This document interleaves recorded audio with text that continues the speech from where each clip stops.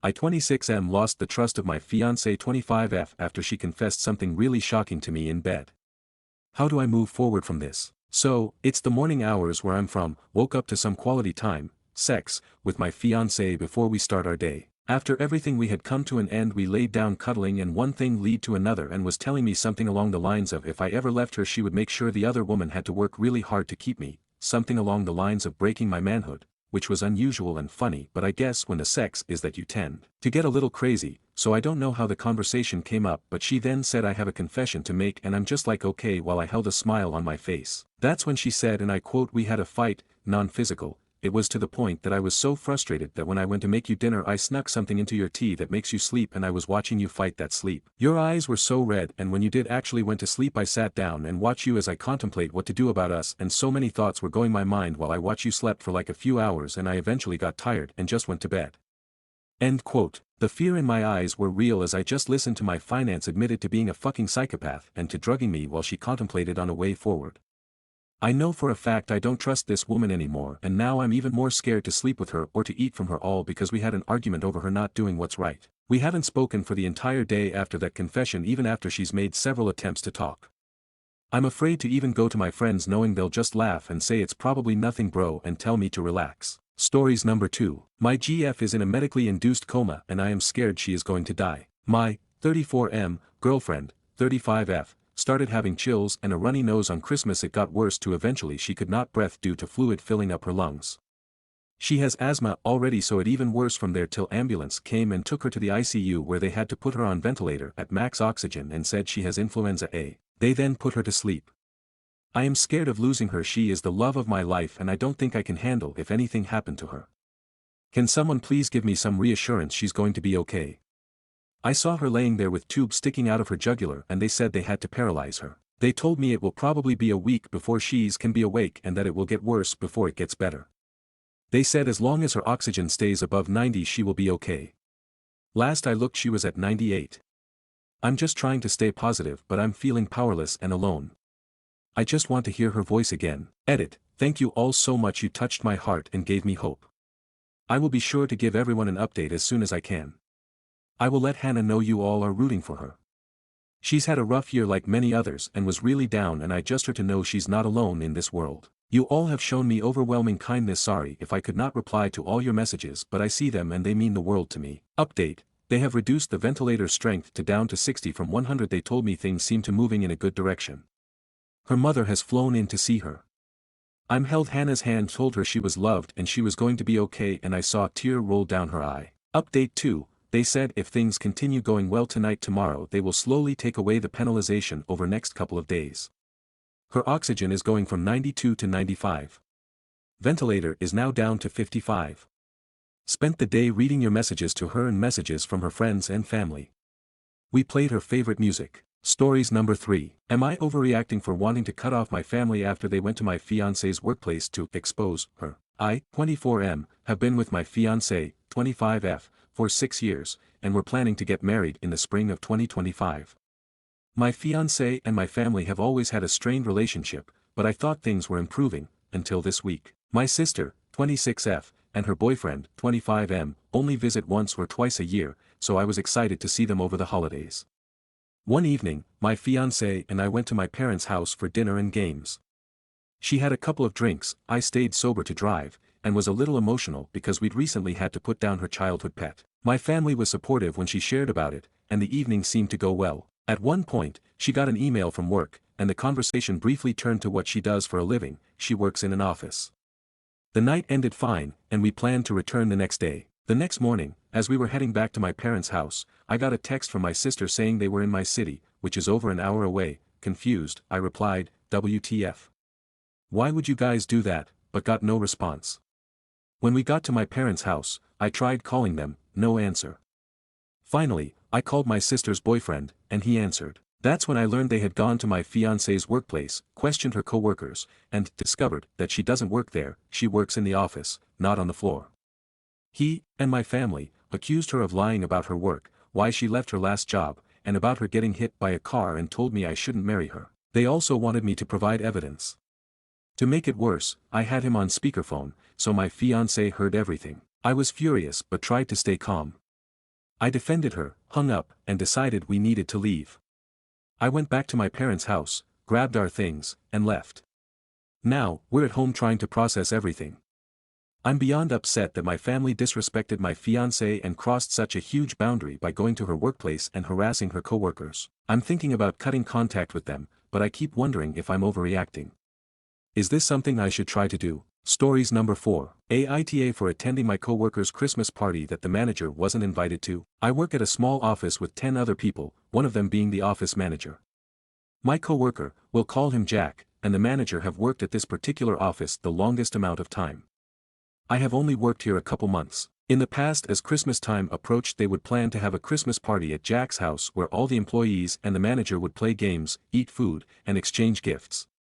This year, 2024, Jack approached the manager about continuing the tradition of the Christmas party at his house. Only this time the manager didn't want to go forth with the party. Jack said okay, and the manager went forth planning a small party at the office where the manager bought pizza, wings, and soda for everyone. Another coworker brought homemade desserts and we exchanged gifts throughout the week since everyone worked different schedules. It was a nice little celebration that we were all thankful for.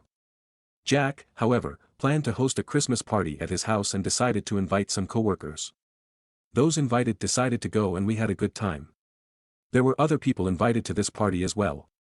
We played games, ate food, drank, maybe a little too much, and were merry. I was then notified a few days later that the manager saw pictures of the Christmas party on social media and is now upset because they weren't invited. The manager is now not talking to any us employees. They are completely giving everyone the cold shoulder. The manager has thrown out all their photos of themselves and employees taken throughout the years and keeps themselves locked in their office all day, only coming out when necessary. Maybe it's because I am new here, but I am not understanding the issue. Jack has every right to host a Christmas party at his house and invite whomever he wants. The party was not on company property and was after office hours. Are we not allowed to attend a Christmas party that our coworker invited us to? Also, would that not be considered fraternization if the manager were at Jack's personal Christmas party? What am I missing here? Am I, or are we the assholes for attending a Christmas party that our coworker invited us to? Stories number 5. Aught was also my friend embarrassed me, F25, in front of all of our mutual friends. I'm so embarrassed right now, but I do not think I did anything wrong. Let me explain the situation. I have had the same mutual friend group since I graduated college 3 years ago. It's a group of people I met through my best friend Jenna, F25, who was my sorority sister in college. Included in the friend group is her older brother, M29, Joe, and his wife Diana, F28. I considered both of them my friends, too, but would say I was closer to Joe as he's Jenna's brother. Diana hosted a birthday dinner for Joe over the weekend. Our mutual friends were there, but so was Jenna and his family. I was happy to get to know some of the people I hadn't met.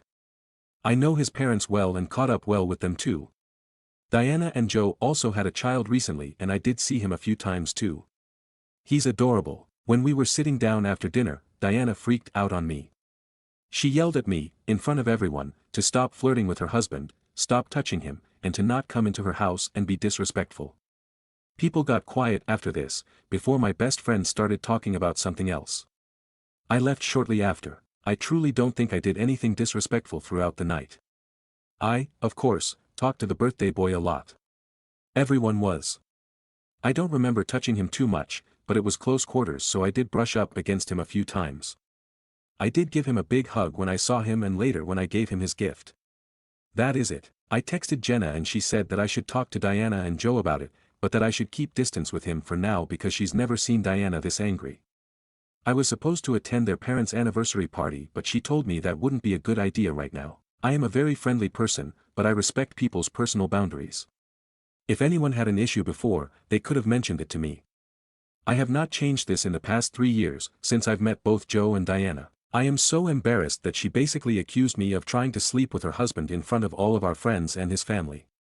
I feel like I can't show my face now. TLDR, my friend's wife who I thought was also my friend yelled at me in front of everyone and embarrassed me. What can I do? I am so embarrassed. Stories number 6. First time at a Stars game, had to get the police involved. My 13-year-old son and I are Canadian and have been living in Dallas for the past 7 years. He's now into hockey and what better way to introduce him to the NHL than to take him to a game with my favorite team, the Leafs, against the Stars. I picked up great seats. Section 105, Row B. He was having the time of his life when this young lady sitting, late 20s early 30s, sitting beside home began vamping. My son started to feel nauseous, so I very respectfully and politely asked her if she could please stop vamping as my son wasn't feeling well. Rather than stopping, she gave me the deadest stare I've seen. Not only did she not stop, she began blowing the smoke towards my son. At this point, my son is visibly shaking and wanted to leave. I again asked her to stop and she is still giving us this dead stare, and her boyfriend beside her didn't say a single thing to stop her. Instead, he took the vape from her and also started vaping. It was just the beginning of the second period and my son was practically begging me to leave. I paid over $400 for the pair, but that was not the reason I wasn't going to leave. What kind of life lesson would that be? To run away from others who doing wrong. Long story short, I got security involved and all they said was if she did it again, they will intervene. She saw us talking to security and again after a few minutes, again started vaping. I finally had enough and went to security and again pointed her out. Finally the security took it seriously and approached her and her boyfriend. These idiots were still vaping, so security called police on standby and they were finally escorted out. While she was leaving, she gave my son the finger. We at least got to enjoy the third period and the Leafs winning, but it still soured his experience. The most disappointing thing was the immediate people around us didn't say a damn thing and stayed quiet as kept. It was only one guy a few seats away who said if she does it again, he will get involved. God bless him, but everyone else didn't say a word. If anything, that was most disappointing part. Unfortunately, I had my reasons why others maybe didn't get involved, but when my son asked me directly if it was because we were minorities, all I could tell him was I'm not sure. Update. Thank you to those who suggested I reach out to the Dallas Stars organization with regards to the vaping incident that happened during the Leafs game. In less than an hour, I was contacted by one of the account's executives. He apologized on behalf of the Stars organization, not necessary as this was a fan incident, but sincerely appreciated the gesture, and they wanted to do right by son. They gave me a number of upcoming games to choose from, so we chose January 16th, when the Habs are visiting. Editor's note: Habs is a nickname for the Montreal Canadiens, the Leafs' chief rival. As a Leafs fan, you can bet we will be cheering hard for the Stars. The exec gave me his direct number and said to feel free to contact him at any time. He will also try to visit during the game to make sure everything is going well. That is the definition of a first-class organization. I told him that the phone call itself was enough to make us square, so the tickets were just the icing, pun intended lol. Dallas is a great city and as mentioned, we have zero regrets moving here. There are entitled holies in every city including Toronto, but I'm glad it was a teaching moment for my son to confront problematic situations head-on rather than allowing people to get away with their poor behavior, as it would just feed into their entitlement. Take care y'all, and thank you again for your support. It means more than you know, especially to my boy. Stories number 7. Aita for freaking out when my mom and bro read my intimate texts with BF. I, 20F, have been dating my boyfriend, 24M, for almost a year. My brother, 21M, and I don't have a good relationship. We constantly fight whenever I try to talk to him, and even a simple question is met with annoyance. My mother and I have a fairly good relationship, and we often have conversations, even though we have different values and beliefs. My mother is very traditional and has strong opinions about modern women and relationships. Recently, my brother's laptop broke, and he needed mine for school. I let him borrow it, and he created a separate user account on my laptop that he uses from time to time. Unbeknownst to me, he also accessed my user account and went through my messages. I admit that my boyfriend and I have intimate and spicy text conversations. Last night, while I was playing chess online with my boyfriend, my mother confronted me about the texts. I was embarrassed and didn't know what to say. She told me she was disappointed in how dirty I am as a woman, and that I should just get married to regain some dignity. She also said my brother has screenshots of my private texts to use as proof if I try to deny it. I freaked out and haven't spoken to my mom or brother today. I struggle with sexual issues due to childhood *Zul trauma, which has led me to believe I'm dirty. My mother saying that to my face triggered a relapse, and I don't think I can even bring myself to wish her a Merry Christmas now. My brother agrees with my mom and says I shouldn't act this way. Aita for freaking out when my mom and bro read my intimate texts with BF. Update. My brother snooped on my laptop, found my intimate texts, and showed them to my mom. My mom shamed me for the texts, which triggered my past trauma and made me feel horrible. I'm not speaking to my mom or brother right now because of their actions and how they hurt me. First of all, I want to say thank you to everyone who responded to my post and messaged me directly. I haven't been able to reply to you all, but I've read all of your comments and replies. I didn't reveal any info other than my age and gender because I'm worried someone I know might find my post, and I'm not really open about my sexuality with friends and family. I just wanted to know if Aita for shutting down and ignoring them this Christmas, like my brother said I should. I met up with my BF and told him about everything that happened and why I was crying the other night, telling him I felt dirty. My BF was silent for a bit, then asked how I was feeling. I told him I just need to get away from them, that being around them makes me feel sick and like I want to *LF harm. I also said I was sorry for giving in to my thoughts, and that I felt like I was undoing all the progress we made the past year trying to heal me. He just said he was sorry and we hugged in silence for almost an hour. My BF isn't the type to comfort with words, but I really appreciate that he just stays with me. I fell asleep while he was holding me at his place. I woke up to find food on the table and my BF was gone. I figured he was just running errands since he said we'd spend Christmas together, maybe buying food to prepare. He came back with my laptop bag and told me he went to my house and talked to my mother. Then he said it's okay if I want to live with him for a while and that he'd support us both. He said it's my choice and whatever I decide, he'll be there for me. He didn't say what the conversation with my mother was like, but now my mom is texting me, calling me ungrateful and saying I ruined Christmas. I haven't responded to her texts or answered her calls. As for my brother, my BF told me he would deal with him, and that it's okay if I don't want to confront him. For now, my stuff is still at my mom's, and my BF and I are going to get it tomorrow morning. Stories number 8. What should I do if my brother-in-law makes my family watch all 6 Rocky movies on Christmas and I can't take it anymore? My brother-in-law is a great guy.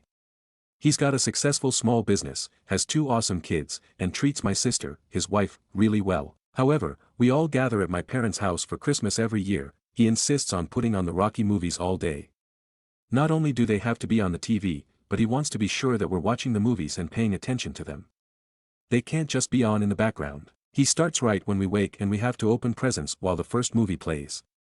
Then he puts on Rocky 2, then 3, and so on. They play throughout the entire day. And the volume of the TV is always so loud. Anytime we leave to go into another room to try and do something else, he gives us a guilt trip that we're not participating in the family tradition. I can't take it anymore. I don't find the movies to be bad, but I feel this tradition doesn't have much to do with Christmas and I don't like the movies enough to have them on every single year. I'm also not the only one on my family who wants this tradition to end. What can we do? Update, December 25th, 2024, same day, few hours later. Edit, this morning between Rocky 2 and 3, myself, my 2 brothers, and my parents decided we were going to play a game in another room.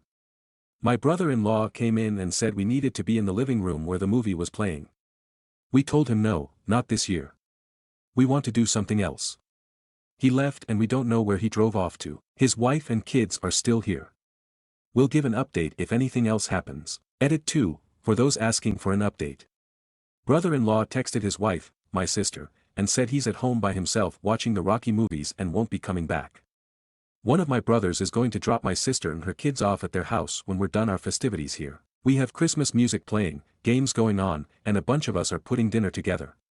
It's been a great day so far without the brother-in-law. Stories number 9. Boyfriend finds Christmas present cringe and a bit embarrassing and childish. Hey everyone, like everyone else, I'm looking for some advice for the Christmas season. My boyfriend, 25, finds my 24 present a bit embarrassing and cringe. What did I give him? Basically tickets for an MMA event that he's been wanting to go to for a long time. Plus a hotel in town that weekend plus a spa evening the day before. He thought the presentation of the present was terrible.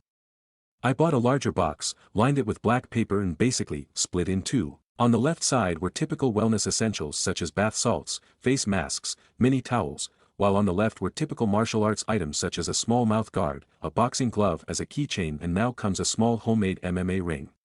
Yes, the thing didn't turn out beautifully, but I still spent a really long time on it. The plan was for this box to contain clues to the present. Also in the box was a card saying what the exact gift was. At first he laughed and I didn't think anything dramatic. Then he looked very strange and said that the ring in particular was really ugly and very childish. As I said, I know that it's not particularly nice, but you don't have to say it like that, do you? I once gave my ex-boyfriend, 26, something I made myself as a gift and he thought it was really great, so his reaction hurt me a bit. I know, you don't compare people. I'm just interested in the reaction. I had some friends over a few days before who said that it was really sweet, even though the ring didn't turn out really nice. As I said, I put a lot of thought into the actual gift and I thought the gift was at least sweet. What can I do so that such words don't hurt me so much in the future? That was a bit of a downer for me. Thanks for reading, and to all who celebrate, happy holidays. Update. Hello, again. First of all, I'm really overwhelmed by all the consistently positive comments. I really appreciate each and every one and would love to reply to everyone. I never expected there to be so many. So thank you again. Now for the update. Unfortunately I'm in hospital, which is why I won't get the gift until Saturday, so I can't tell you what it was until Saturday. We've just talked about the relationship for a long time and in depth, and we both realized that there are a few things that we both need to work on. About the gift, he said that it was too much for him. He's not a materialistic person, he doesn't care about gifts or anything like that. Unfortunately, I can't cancel the hotel plus wellness, I would have to pay money for it that I don't have. He and I are now just going to the MMA event, and I'll do the rest on my own. That's the compromise, if you can call it that. Long story short, we're only doing the MMA event together, hotel at the weekend, and I'm doing the wellness alone. More about my present on Saturday. I'm 24, he's 25. Thank you all again. You're great and you've really made me happy. Stories number 10. Aita, because did I get angry at my family for making fun of my boyfriend's hobby? I'm upset about what happened today. My F22 boyfriend, M23, was at my house today hanging out with me. I still live with my parents and my brother, M19, too. My boyfriend really likes crocheting and he's really good at it. He has an online store. It's not his livelihood, but it gives him a little extra income. He does it because he likes it and that's it, and it's something I love about him. He really has a lot of talent. I myself am a mess with my hands and I admire how skilled and talented he is. But it seems like my family has some problem with that. We were both in the living room watching Netflix while he was knitting. He has a lot of Christmas errands that he needs to finish, and my mom came up to him and asked him point blank, seriously, you don't have a guy hobby? My boyfriend was literally stunned, and so was I, because this came completely out of nowhere. I told my mom that it's art and art has no gender. She looked at me like I was dumb and said, but knitting is a girl thing. My dad was there and said something like, well, everyone can try new things these days, right? It pissed me off because she clearly said it in a sarcastic way and my brother just laughed. My boyfriend left shortly after. Although he remained calm, he was clearly upset. I called them out on what they said. They'd never had any problems when they'd seen him doing their errands before. Then my dad told me that he thinks my boyfriend is too effeminate. He has long hair and also paints his nails, and my brother said that he does look kind of gay. Now I'm fuming in my room. I texted him apologizing profusely and he said not to worry and that it's okay. I feel so bad and embarrassed. I'm so angry right now. I just skipped dinner and my mom says to stop being dramatic because that they're just looking out for me, but belittling and embarrassing my boyfriend to his face isn't looking out for me. I'm too angry to think clearly. Am I overreacting or am I right to feel this anger? Update. Hi everyone, I'm back with a little update for those who want to know what happened with my boyfriend and my family. I tried to make a station update in Am I the Asshole, but it got deleted, so I'll leave it here on my profile in case anyone is interested in knowing what happened. Well, the day after the fight at home I went to visit my boyfriend at his apartment. I packed a small suitcase to stay with him for a few days because I was really angry, and even more so when everyone at home acted like nothing bad had happened. Well, I wish I could tell you that my family magically came to their senses and apologized on their knees. But no, it turns out they never liked my boyfriend that much and don't mind saying those things because it's not like I'm going to marry him. At this point, I'm not even mad anymore, I'm just really disappointed. My boyfriend is going to visit his family for Christmas, but we agreed anyway that it would be best if he didn't come over to my house indefinitely. I'm going to spend Christmas with them because other relatives are coming, like my grandparents and my uncles, and I don't want to make this a bigger drama, but it's not all bad news. My boyfriend has asked me to live together. Laughing face, the apartment where he lives is his. We have been together for almost 2 years and he asked me if I would like to start living together next year. I wanted to say yes at that moment, but he told me to think about it and talk with you after Christmas. That was 2 days ago and my answer is still yes. Things at home are still awkward. Everyone keeps trying to act like nothing happened. I'm staying distant but not disrespectful. I just want to spend these holidays with my family that I don't see that often. I think that's all for now. Happy holidays everyone. Stories number 11. Aita for calling out my boyfriend's family for changing the sleeping arrangement rules to favor his brother NSIL. I, 24F, and my boyfriend Nathan, 26M, have been together for 6 years. This year, we traveled to his parents' house for Thanksgiving. For context, Nathan is one of 4 brothers: Alex, single; Jack, married to Jill; Nathan, me, and Luke, married to Millie, with a nearly 2-year-old. Everyone lives out of state except Luke and Millie. Nathan and I have the longest drive at 9 hours. Here's the issue: Nathan's parents, Mary and John, have only 2 guest bedrooms. 3 couples tend to visit at a time, meaning someone has to sleep on an air mattress in between the rooms. The first year I visited, I was told they'd rotate who gets the air mattress to keep it fair. But after 3 years on it, we were told it was now, first come, first serve. Nathan's job doesn't allow much holiday time, so we're almost always last to arrive and stuck on the air mattress. While annoying, we understood, it seemed logical. This year was different. Nathan and I got Monday through Thursday off and would arrive first. I talked to Mary about how we were to finally get a bedroom, and she laughed, saying, "Yep, first come, first serve." Millie, who I've grown close to, knew we were thrilled about the prospect of getting a bed this year. She even decided to come early too so we could hang out, and we planned I'd take the twin room, and she'd take the queen. Here's where it gets frustrating.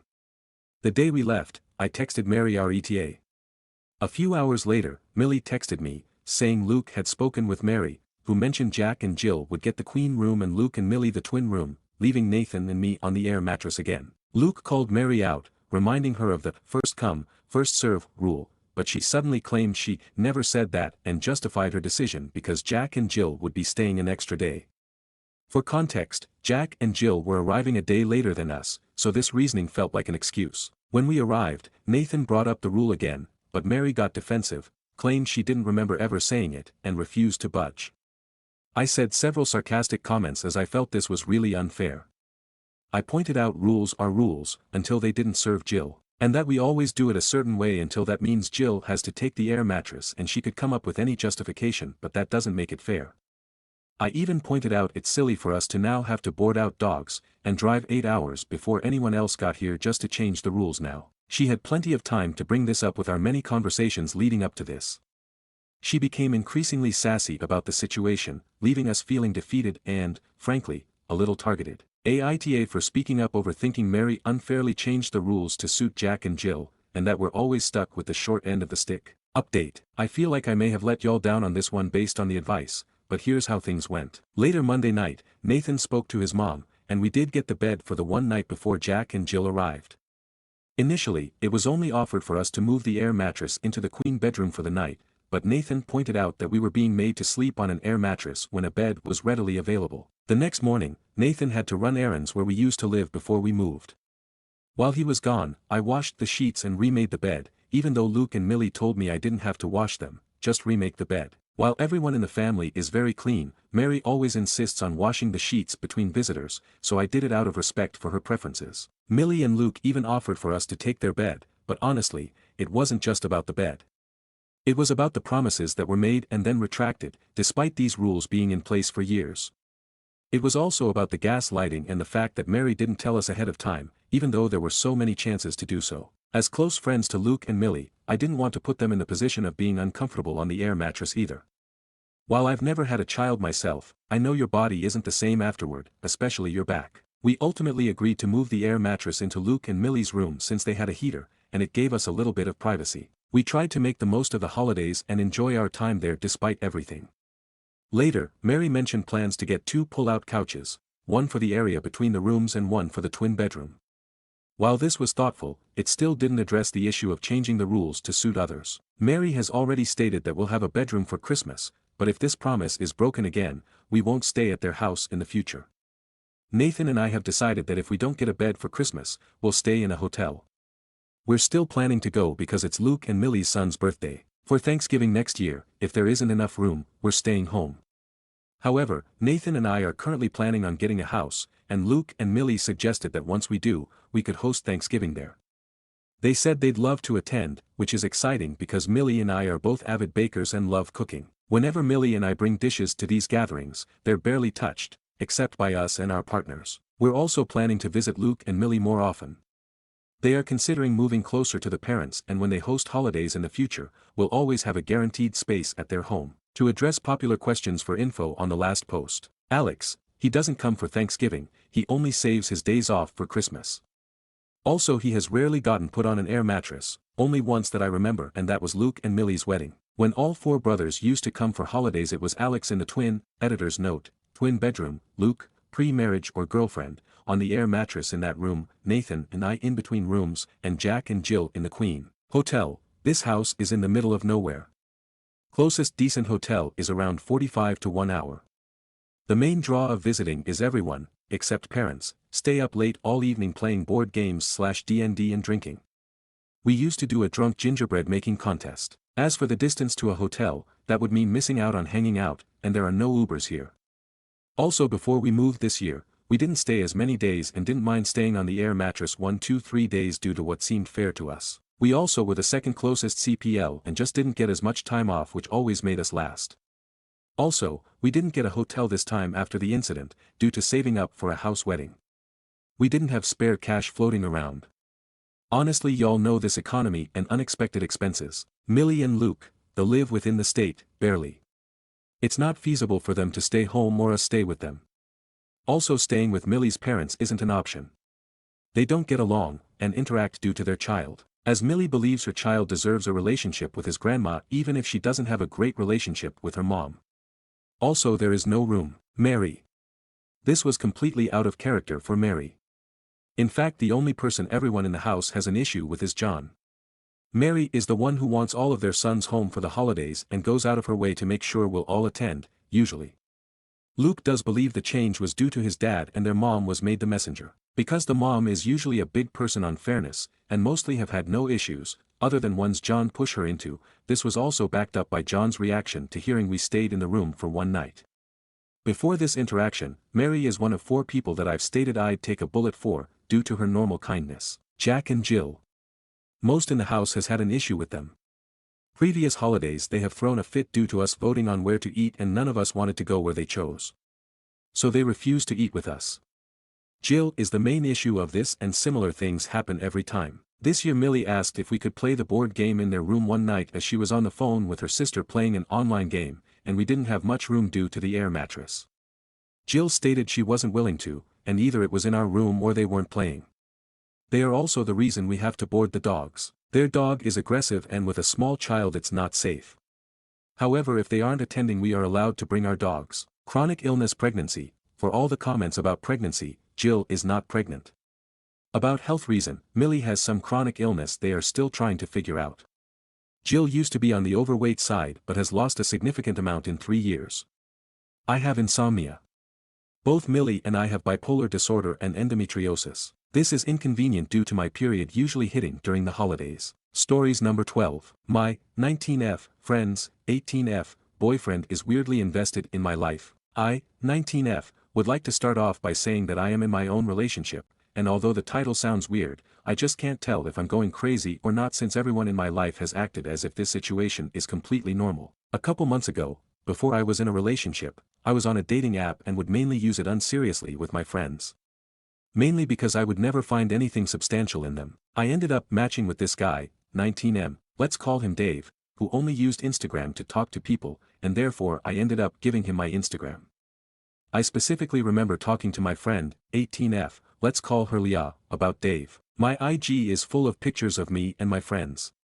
I ended up ghosting Dave due to some personal issues I was going through and some mannerisms I caught onto that I didn't like. He was low-key aggressive, and I continued to post on my Instagram. Months later, my friend Leah comes up to me and tells me about this guy she matched with on a dating app. Surprise, surprise, it's Dave. Leah starts saying that she understands why it wouldn't work out with me and Dave because we have nothing in common and that she's really excited for her date with Dave. I was also excited for her at first. She went on her first date with him, things were going very well. On the second date Dave tells Leah that he wants to meet her friends.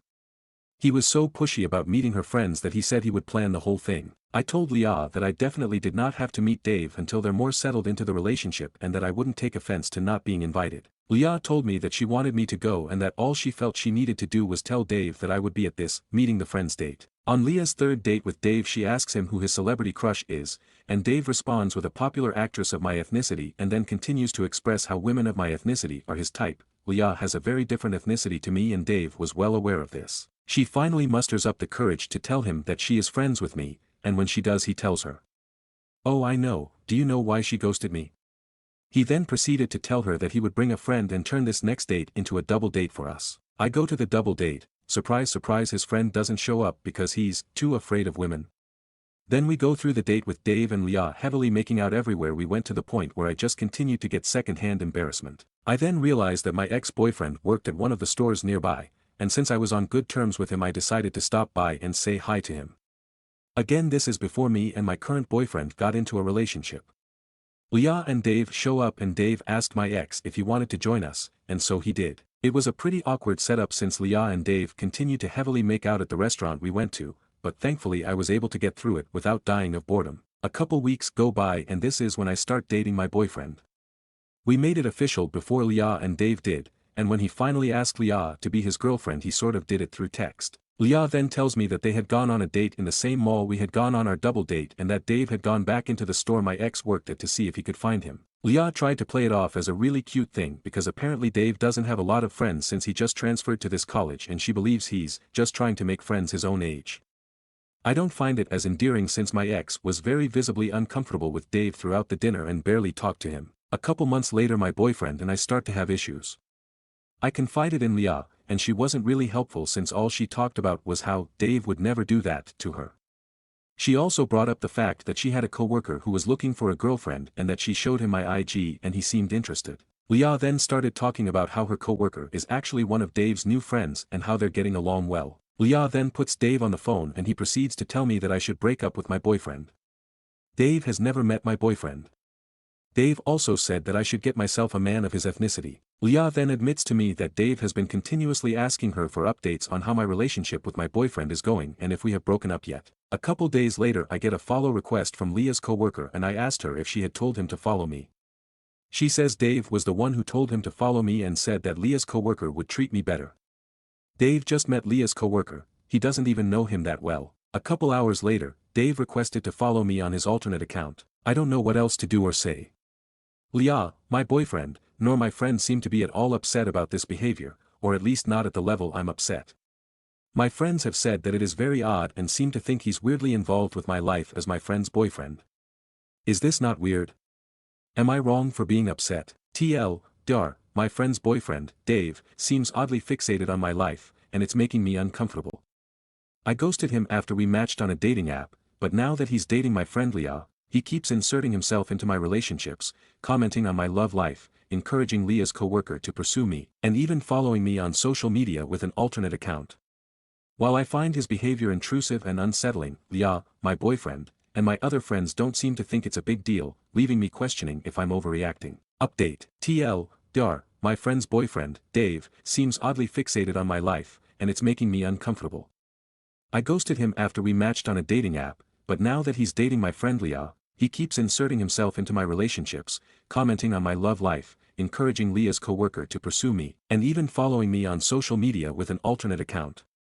While I find his behavior intrusive and unsettling, Leah, my boyfriend, and my other friends don't seem to think it's a big deal, leaving me questioning if I'm overreacting. Thank you so much for all the support you gave me on my original post. I just wanted to update you all on the developments since then. My boyfriend and I made up and I updated him on the situation with Leah, Dave, and Leah's coworker.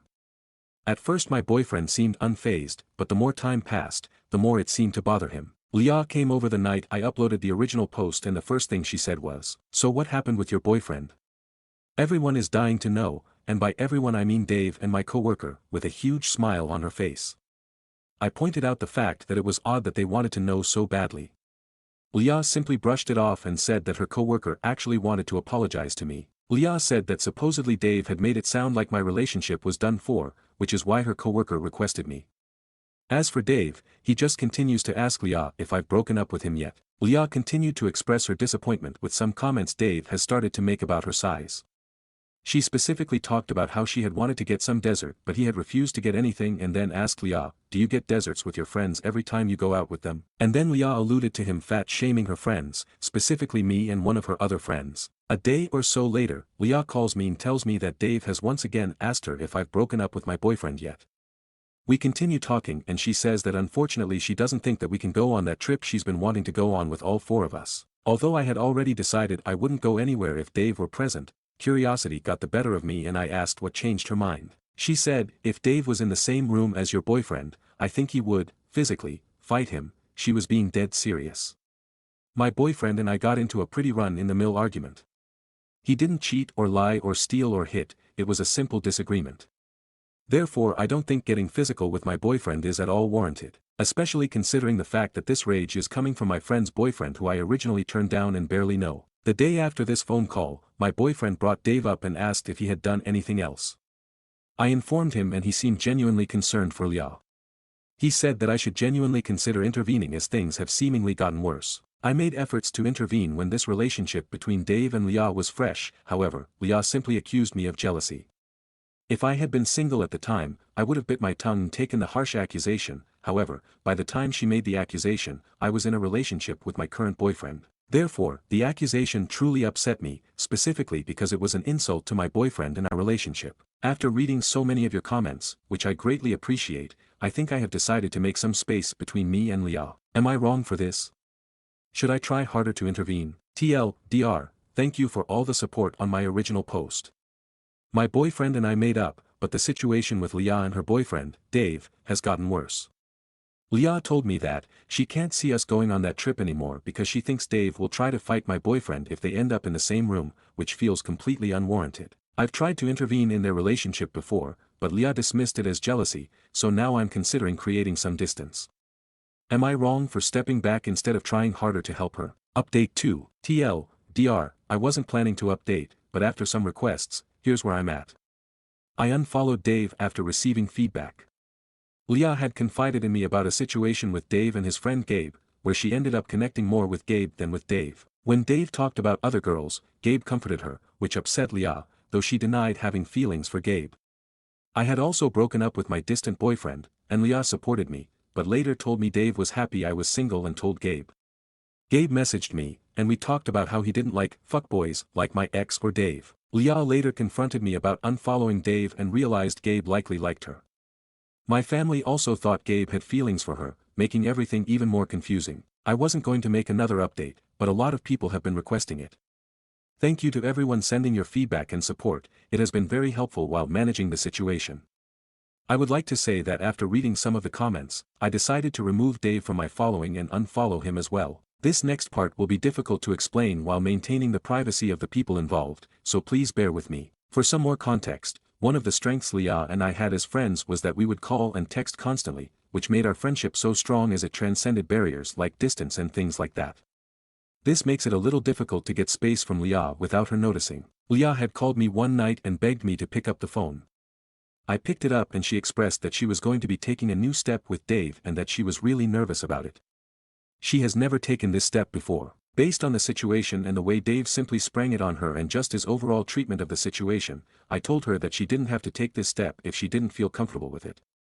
She said she did and went along with it. A couple days later, she came over to get dinner with me saying she really needed to talk about the situation that happened. She told me that the next day, Dave had shown up with Leah's coworker, let's call him Gabe, 18M, who he had befriended. This is the same guy Dave wanted to set me up with.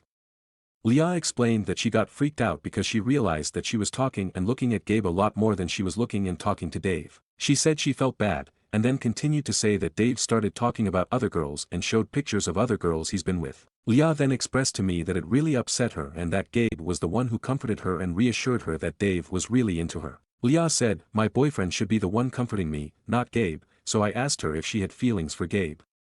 I expected her to say a stern no and continued her story, but when I looked up from my food, she gave me that look. She then said a meek no as she looked away from me. We went down this rabbit hole, talking about the possibility of Leah having feelings for Gabe. Leah continued to tell me that she had no feelings for Gabe and that Dave was her boyfriend.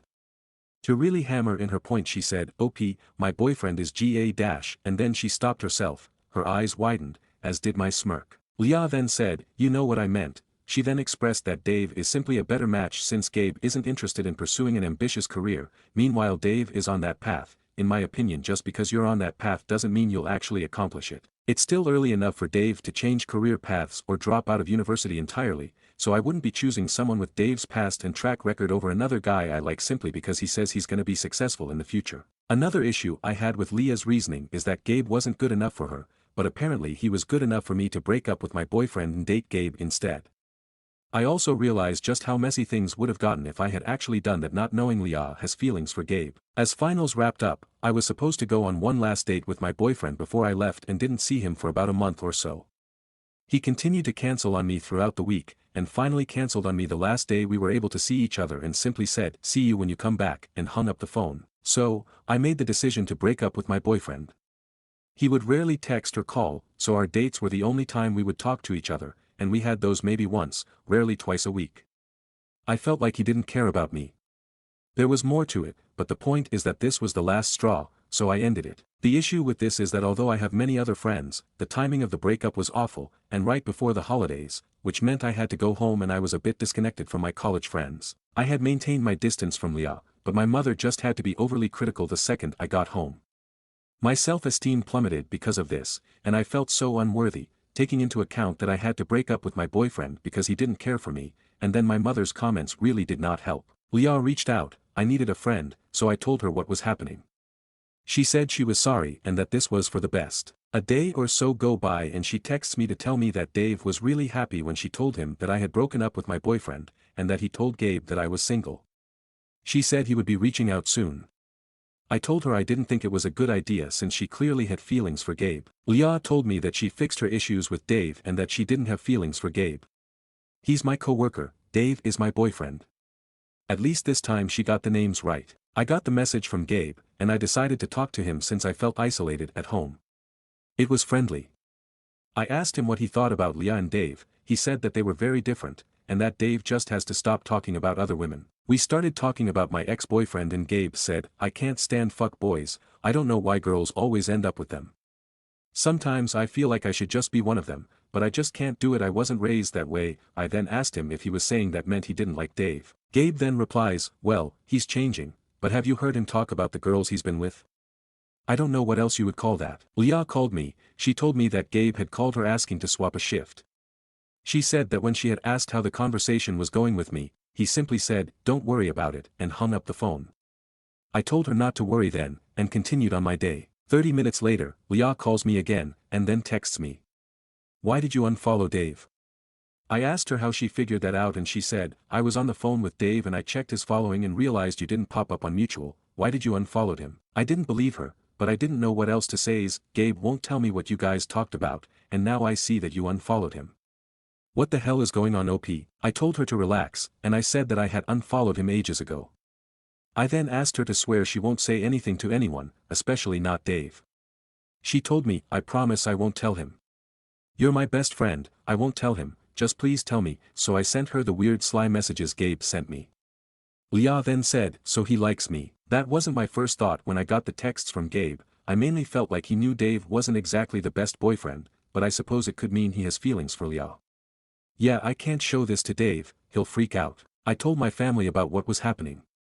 My mother and sister both said that Gabe obviously liked Leah, but then accused me of liking Dave yet again. Writing this out and reading over it again, I feel like I should just stop talking to Gabe and cut myself out of this situation. I feel a lot weaker right now than I was when I first posted this situation. Stories number 13. He's up to something. My husband traveled for work last week and was very cagey about some packages that may or may not arrive while he was gone.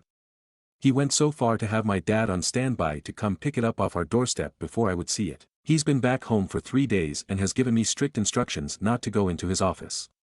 I usually bring him breakfast in the morning, but I've been asked to leave it on the banister outside his door. He's also spent a good 10 hours locked up in there during his free time doing something. I can hear his tape measure wibble around and occasional bangs and furious typing.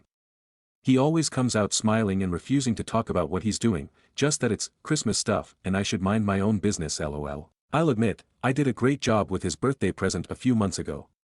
But we've already decided that my big present this year is the puppy we've been planning for months and I get to bring home soon. I have no idea what he's up to in there, but I know for a fact he's working very hard to make me happy and I feel extremely loved. He doesn't know I'm about to knock it out of the park with my Christmas shopping this year. I can't wait to see who wins. Edit to add, this man was not a Christmas person when we met.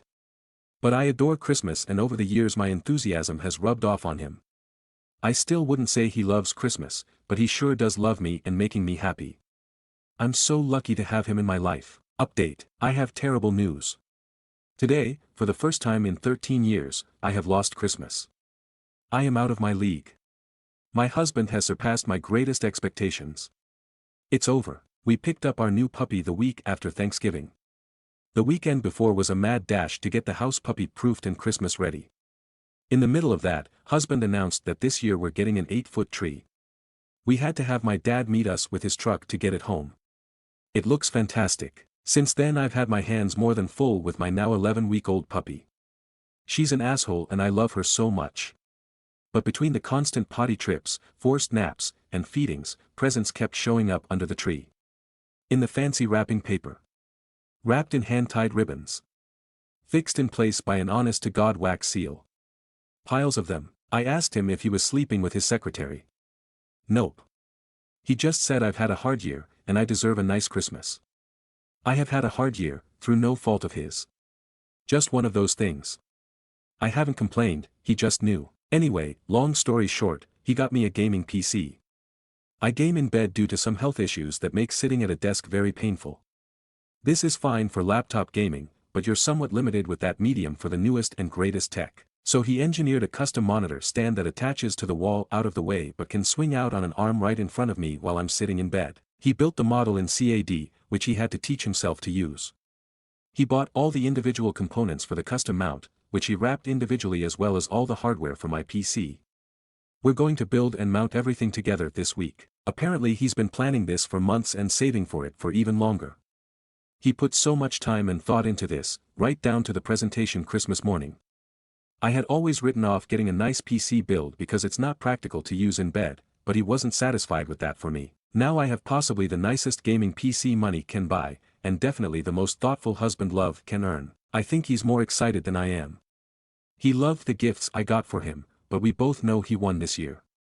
He's gracious enough not to rub it in my face, possibly because he's too excited to tell me about how nice my new processor is. I don't know how either of us will top this next year, but I guess I'd better start scheming now. Stories number 14. Aita for not going to my brother's wedding. A lot of context here because it's important. I, F22, used to attend a highly conservative college where my brother, M23, met his now fiancée, F21. While I was there, a terribly situation came up there. A guy, let's call him Brandon, took advantage of me, non-consensually obviously, and someone walked in on what was happening. Instead of anyone talking to me, rumors started spiraling. Before I knew it, Brandon's whole friend group got involved and were highly concerned about us breaking the rules of this conservative college. In this group was one particular girl, call her Sarah, who is notorious for snitching to faculty and getting people in trouble because she feels too convicted. I took a large step and talked to Sarah. I confided in her what really happened and confessed how confused I was and how muddled and messed up my mentality was at the time. Mind you, this all was happening within 48 to 72 hours. I realize now, I should have stepped forward and gone to faculty, told the truth, and made sure Brandon took the fall for his own actions. However, purity culture is vile and terrifying to combat on your own after hearing so many horror stories from conservative institutions like this one. Sarah sat and listened to me as I cried and poured my heart out to her, begging her to come talk to me before she decides to do anything. I told her that if she truly felt she had to go to faculty, that she would come tell me and we would go together and I would tell what happened. I just needed more time to process what had happened to me. Later that night, Sarah went behind my back to faculty and told a shimmering version of the story that was not hers to tell, in which both Brandon and I were at fault. This resulted in Brandon and I getting expelled. However, in typical purity culture fashion, Brandon was quickly invited back to school where I was left alone and drifting. No one asked me what actually happened or had me give a statement. Judgment was dispelled hastily with little to no conversation except for Sarah's. Back to the topic of the wedding, bear with me. My brother's fiancée and I had been roommates through all of this. I was telling her everything that was happening as it was happening. There had even been previous moments where Sarah had accused me of things my brother's fiancée had done and I took the fall for her because I loved her. We were incredibly close. After I got expelled, she went radio silent until she and my brother began dating a few months later. Fast forward to wedding planning and it comes to light that my brother's fiancée is not asking me to be a bridesmaid, I am my brother's only sibling. But she is asking Sarah. The idea of attending this wedding, which is a destination wedding and not ideal for a full-time college student and part-time teacher like myself, is absolutely nauseating to me. Being in the same room as Sarah is difficult enough, but to see her be viewed as someone closer to my brother and his future wife after they both know what she did to me is so offensive, it breaks my heart to pieces. I just don't know if I can go. Summary: Aita for not going to my brother's, M23, wedding after his fiancée, F21, ask the girl who got me wrongfully expelled from college to be a bridesmaid and not me? Edit, yes, my brother knows the entire situation as does his fiancée and our parents. Update, summary, Aita for not going to my brother's, M23, wedding after his fiancée, F21, asked the girl who got me, F22, wrongfully expelled from college to be a bridesmaid and not me? Well, many have asked, so here's the most current update. My brother and I have talked. I retold him the whole story of what happened and he says he knew all of it except for maybe a couple details involving Sarah. He took our conversation and conveyed it to his fiancée, who also already know the full story, and took to defending Sarah. She, his fiancée, also reinstated that she's choosing her closest friends to be her bridesmaids and that's not me. Just to reiterate, I do not care about being a bridesmaid whatsoever. What is hurtful here is that my brother and future SIL just don't care about what Sarah did to me. Anyways, his fiancée then went to Sarah and somehow talked to her about it. Sarah's rebuttal was that she was concerned about Brandon's mental health and didn't mean for me to get caught in the crossfire. Keep in mind, I specifically went to Sarah and talked to her personally before she reported anything to staff, asking her to include me if she chose to have any conversations. She intentionally excluded me and got me expelled. Why my future SIL didn't just call me and talk about this, I will never know. In my brother's words, no final decisions have been made, but it definitely seems like Sarah is remaining as a bridesmaid and they are asking me to sing as a consolation prize.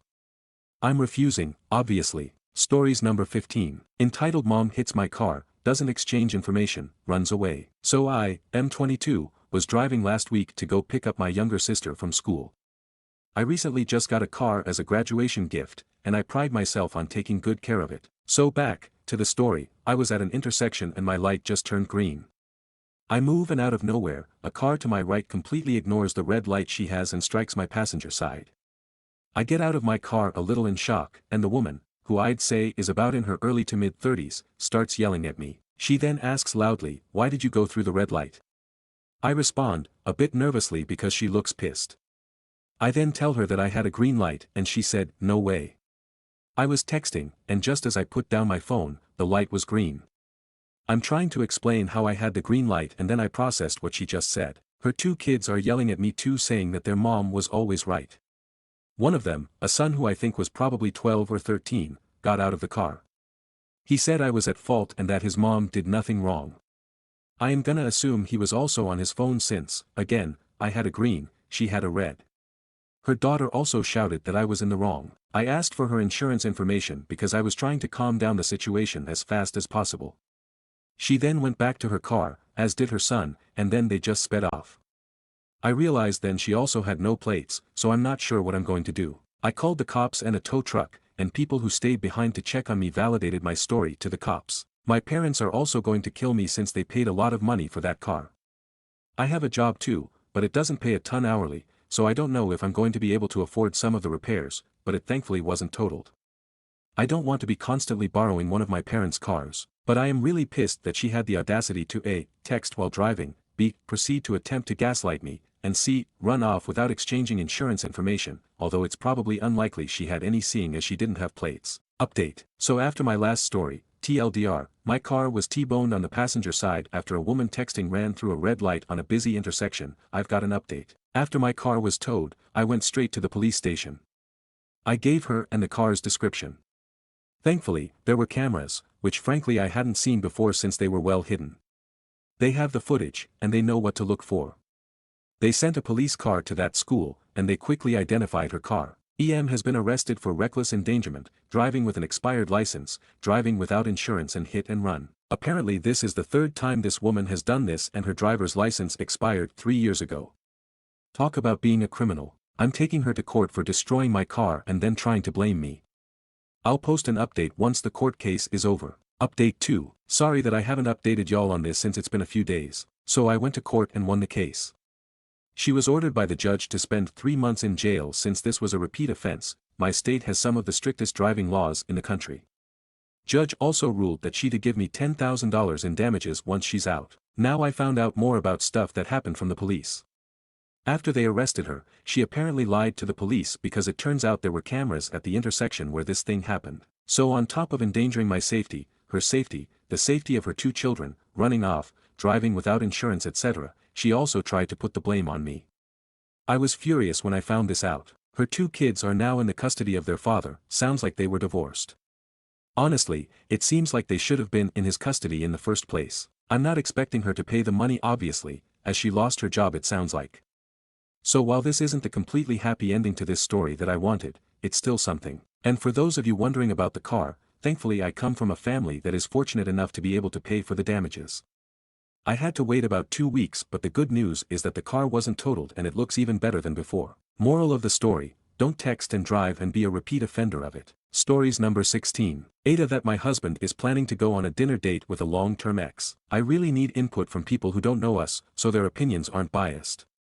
I'm very emotional and tired, so I apologize in advance for any typos. My husband, Jack, M, 36, used to date Emma, F, 34, for years. They broke up because Jack didn't want to get married or have kids. Emma moved away, and about a month later, Jack met me, F, 30. I don't look like the typical girls Jack had been dating. For example, Emma is super tall, blonde with blue eyes, and has a PhD. I'm petite, 110 pounds and short, I'm a nurse, I have dark curly hair, and I'm an introvert. Apparently, she was a social butterfly. Jack has a group of friends that he's known since childhood. They are like brothers to him, but from the very beginning, they didn't like me. They still call me the rebound girl.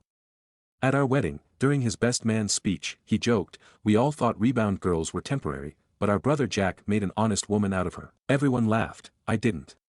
They also joke that I'm just a nurse and that Jack downgraded, since he has a PhD, technically postdoctoral, from a doctor to just a nurse. For my own sanity, I ignore them, and Jack still hangs out with them regularly. Last weekend, there was a fundraising gala, and Emma was there. I saw her for the first time in person. Jack introduced me, and Emma said, yeah, I know who she is. The guys weren't kidding when they described her, haha. Jack quickly changed the topic and asked how long she was in town. She said for a week, and then they ended up chatting all night, reminiscing about old times. I decided to talk to other people. Later, at bedtime, Jack mentioned that he should go out to dinner with Emma. I assumed he meant inviting her over, so I asked what kind of food she likes so I could make it. He said no, it would just be the two of them. I asked, like a date, and he replied, no, just two friends going to dinner. Why are you so insecure? I asked him, do you miss her? Do you miss being with her? He said, I'm not going to lie, it felt great talking to her tonight. There's just something about her. I got really upset and told him he can do whatever he wants, but if he goes on this dinner date, I'm done. He thinks I'm overreacting and being insecure. Update. It's 4:45 a.m., and I didn't sleep last night. I thought I'd post an update. I decided to stay awake and talk to him when he came home. When he did, I told him, I could have tracked your location, shown up at the restaurant, and done so many things to get my answer. But I'd like to believe you have enough respect for me to tell me, were you on a dinner date with your friends or Emma? He showed me pictures and said, no, it was all of us, me, my friends, and Emma. I was stupid enough to feel relieved, even feeling bad for accusing him. Then he told me to sit down because we needed to talk. He said that after seeing Emma at the gala, he couldn't stop thinking about her. He decided to take Monday and Tuesday, yesterday, off and spent the whole day with her, while I assumed he was at work. He went on about how strong their connection was, how they couldn't stop talking, and how much he enjoyed being with her.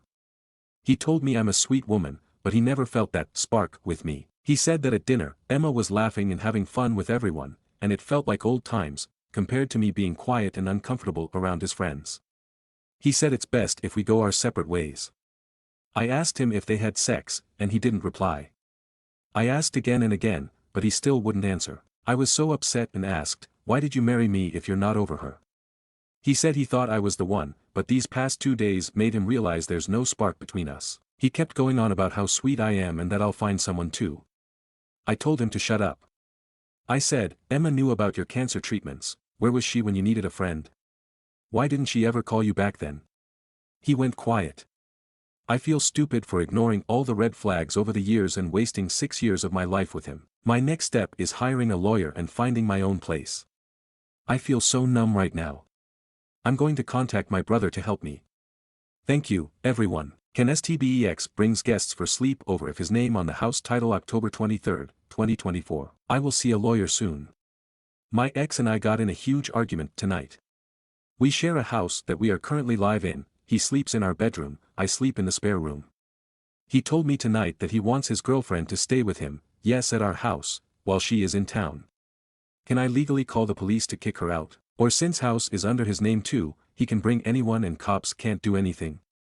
I suggested he moves out so he can invite whoever he wants, but he doesn't want to pay mortgage for our current house and rent, for a place he would be staying. Update 3. So many people have asked for an update.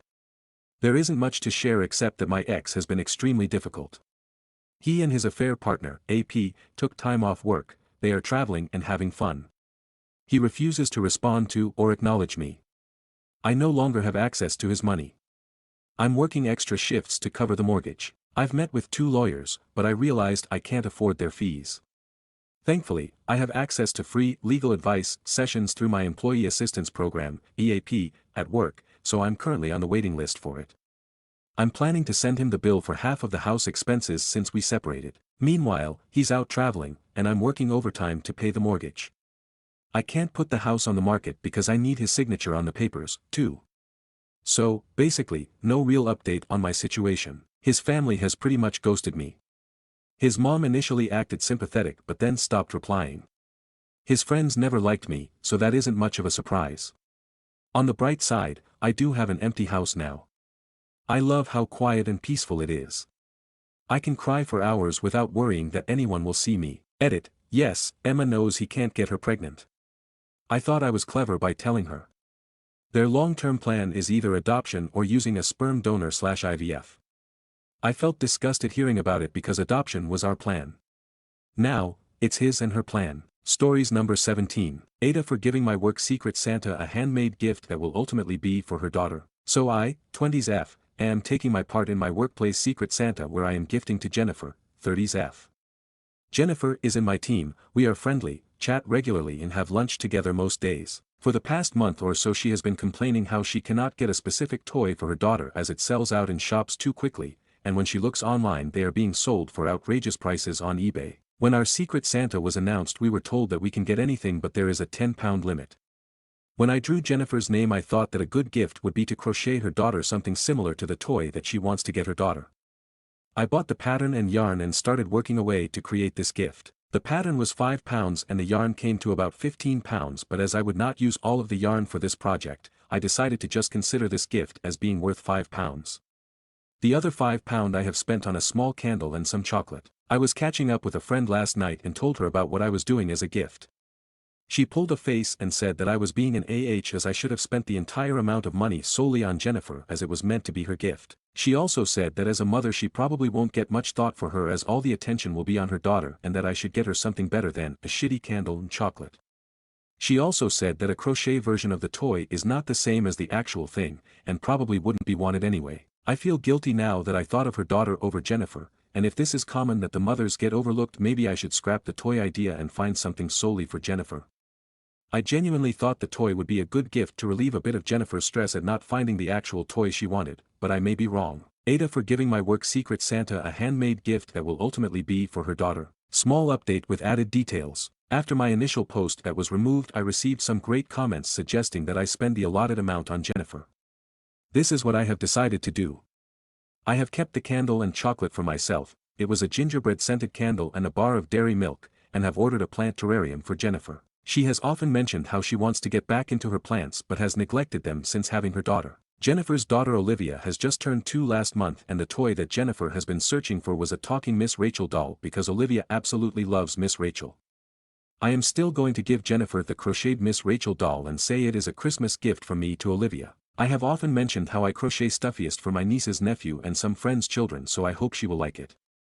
The gift exchange is next Wednesday. As for my friend who called me an to begin with, she is single and child-free, which is why I wanted to ask others for their opinions. I have spoken to my friends and sister who are mothers, my own mother unfortunately passed a few years ago, whether it was a good gift and I got mixed opinions from them. Some said that they would love to have a gift like that and others said my friend had a point but they would still love the gift regardless. I think most of them just didn't want to hurt my feelings anyway. Thank you to everyone who had commented on the original post. I hope you see this and know that I truly appreciate everyone giving me feedback and advice. I will update after the gift exchange to let everyone know how it went. So the secret Santa exchange was last week and I gave Jennifer her terrarium, which she loved. I received a book about cat breeds. It just listed the different breeds and added cartoon pictures of them. Not sure what my secret Santa was thinking, but at least it wasn't a shitty candle. I decided to wait to give Jennifer the crochet doll until today, as it was our last day together and we would be the only people in the office. Jennifer was so happy with the doll that she did actually cry a little when she saw it. She still has not managed to find a talking Miss Rachel doll yet, so she was feeling very guilty that Olivia would be missing out. Jennifer couldn't stop thanking me and told me that she knows Olivia is going to love the doll, too, most likely will never put it down. I didn't tell her about how I was going to give the doll to her as part of her secret Santa. Instead, I told Jennifer that I had stumbled upon a pattern that I wanted to try out, and that because she has been having trouble finding a toy, that this could be used as a placeholder until she could get the one she wanted. Jennifer just kept hugging me and saying thank you. She also bought me lunch and a Starbucks. It has been a pretty great day. It made me feel very happy knowing that my gift is appreciated and that I made a lovely lady happy. So it is a nice happy update. Hope everyone has a very Merry Christmas. Stories number 18. My friend hit his daughter and broke her rib. I am absolutely furious right now. My friend has a daughter who is also in my 7th grade history class. She is the nicest kid in the world and one of the best students in any of my classes. However, this morning she came into my class late and was not herself. Normally she is raising her hand and engaging with the class, but she had her hoodie up and her head down. She was holding her arm to the side and looked to be in pain. Halfway through class I walked by her desk to check on her and she looked up at me and had tears in her eyes. I brought her outside my classroom and asked her what was wrong, but she was not responding, but she started crying even more. After a couple more minutes of reassurance she finally opened up. She woke up late for school and accidentally dropped a glass of water when she was getting ready. My friend, who is her father, punched her twice in the ribs and yelled at her for being clumsy. I asked her if she was hurt and she pulled her hoodie up and her ribs were beginning to bruise. My friend is 6 feet 4 inches and over 200 pounds. My student is 12 years old and cannot be more than 85 pounds. I asked my colleague in the next class to watch over my class and I took her to the health office where her mother picked her up. When she saw her daughter sitting in pain she nearly burned the office down. She started cursing my friend's name and said this was the last straw for her. She asked me not to file a report, but I told her I was required to as I was shown evidence of abuse and her daughter used the word abuse which she begrudgingly understood. I am so mad right now. My friend has always had a short temper, but hitting your child because she dropped a glass is beyond disgusting. My student's mother texted me at noon and said her daughter broke a rib and is going to be out of class until Wednesday. I feel awful for my student. She is such a bright kid and is well liked by her peers, and now she is having trouble breathing because her father cannot act like an adult. I am ending my friendship with this man. He has been getting on my nerves for a while, but I will be damned if I am friends with someone who hits their child. Hi everyone, a lot of people wanted an update on my previous post here, so here they are. The guidelines of my school district mandate that a police officer come whenever a child reports an instance of abuse. I am not going to go into detail for reasons of student confidentiality, but there is a warrant going out for the arrest of her father. My student is home with her mother and grandparents and is recovering. One of her ribs is broken and she is in a lot of pain, but she is breathing a lot better. Her mother and father are married but have been living apart for a couple of months. She has been floating the idea of divorcing him and she sent me a text message this morning saying she is going to file for divorce. Her mother is a really good person and she also reported moments of abuse between her husband. She has been able to find living arrangements and is able to support herself and her daughter. I have known her for 16 years. She would never lay a hand on her daughter. She is a good parent. My student's father blew up my phone last night saying I am destroying his family and to stay out of his business. I did not respond and blocked him. My student's mother walked into my classroom after school today to pick up any assignments for her daughter. She thanked me for reaching out to her daughter and said I saved her daughter and herself from a lifetime of abuse. She handed me a note and said her daughter wrote it. I read it when she left and started to cry. My student thanked me for recognizing that she was in pain. She felt comfortable talking to me since she has known me her entire life and knew I would act if she told me she was in danger. She called me her favorite teacher and said she will be prepared for class when she returns. I pray she fully recovers and is not deeply traumatized by this event. She is a good kid and needs to be loved and cared for by people who appreciate her. Edit. Her father was arrested this morning. He is no longer a threat right now. He did admit to driving by my apartment complex last night. I might have dodged a major bullet by leaving town for the weekend.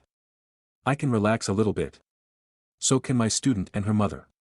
Thank you for everyone who supported me through this situation. If you are being abused, please tell a teacher or counselor if you are in school. I understand that it is difficult to talk about such a topic, but we are here to help you. I know there are situations where some teachers do not assist the student, but please give yourself the chance to be helped. It can mean the difference between a lifetime of danger or the ability to escape your situation. My student came back to class yesterday and gave me a thank you note. My student came back to class today. She was out all week with a broken rib after her father hit her. She was supposed to come back on Wednesday, but she wasn't ready, so they waited until yesterday. She walked into class with the biggest smile in the world. Her arm was in a sling, but she was not taking any deep breaths like she was last weekend. She sat down and participated in the class like nothing happened. She's so cool. After school she walked into my classroom and handed me a note and an envelope. In the envelope was a gift certificate to a nice Italian restaurant from her mother. She told me to take my girlfriend and daughter out to dinner this weekend. The note was her thanking me for recognizing she was in pain and acting on it. She knew she could trust me, and my actions went a long way for her, knowing she can go to someone she trusts if she is in distress. She wrote me a similar letter last week, but it was her reiterating what she said. She gave me a hug and left, and I closed the door and cried a little bit. She is very strong for a 12-year-old. I can tell this event is not going to affect her greatly. Her mother is working harder to be open with her, and she has a good family support system. Her father is in jail and will be for a long time.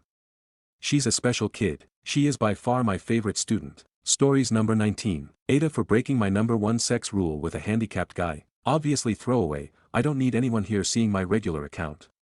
Also, I'm in the US and English is my first language. Any discrepancies are because I suck at typing on my phone. So TL/DR for the, give me the bare bones. I don't have all day to read on the shitter crew. My number 1 sex rule since high school has been no sex before the 3rd date.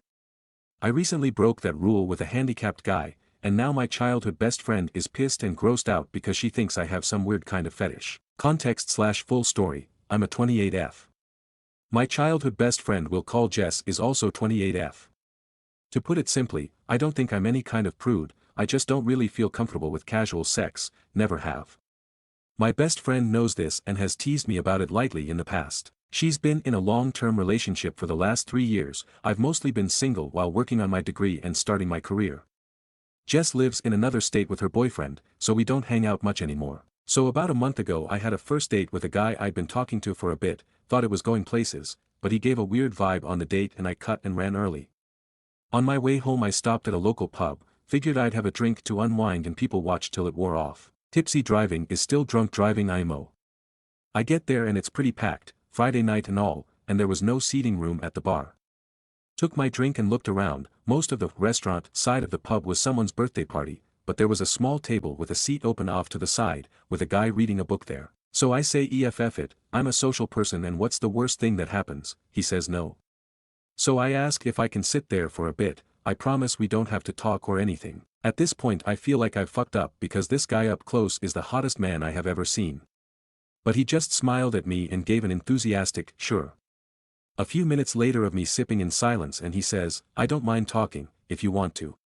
Yeah, I want to. Are you kidding me right now? We talk for a bit and it turns out Mike, fake name, is 29, just finished his master's degree in some kind of computer learning field, I program computers to program computers, and he's living on his own for the first time. He apparently stops by the pub after work because he's right around the corner, and he's not used to the silence yet after living so long with a half-dozen siblings. We talked for a good 2 hours, about everything from dating, which he said he's basically given up on, to hobbies and tastes, and we have a near total eclipse of a Venn diagram on this stuff.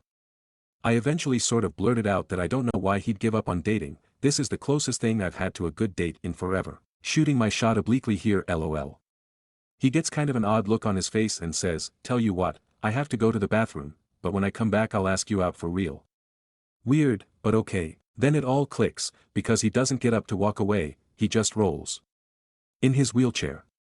And I'm thinking, oh my god, he wanted to give me a chance to back out of this without making it awkward. How cute can this guy be? He grinned like crazy when he got back and saw I was still there, and I basically tripped over myself saying something to the effect of, so I'm free all weekend, what did you have in mind? Another hour later, we've got plans for Saturday, and he told me he has a neuromuscular disorder I can't remember the name of, my degree isn't in STEM LOL, so his legs work, but the signals from his brain get misinterpreted so he doesn't have the balance or coordination for walking or standing. The pub starts switching over to the younger/rowdier crowd and he asks if I'd like to go back to his place for coffee to continue our conversation. As you have probably long since realized, I did not get any coffee or conversation till the next morning and I have zero regrets. We've been dating since and I know it's still early but I really feel like this might be the one. Onward to yesterday afternoon, my friend Jess, remember Jess, is in town, and we go out for coffee to catch up on things. I'm gushing about Mike, but when I get to how we met she just sort of got weird and edgy. I don't remember any exact words but she essentially said that I must have a fetish for the handicapped since I broke my #1 rule and it's the best physical relationship I've ever been in. Like it's good for me because he uses a wheelchair, not because the guy puts in effort in bed. She said I've changed as a person and left without even saying goodbye. 15 years of friendship and I've never seen her like that. So here I am, asking the most objective people online, if I'm an asshole or weird for being super attracted to a guy who uses a wheelchair and basically putting out immediately. Update, 2 days later. My first ever update. Yay. So if you were hoping for some terrible drama, I hate to break it to you that I don't roll like that. No pun intended. So I do have an update on Jess and shit finally makes perfect sense.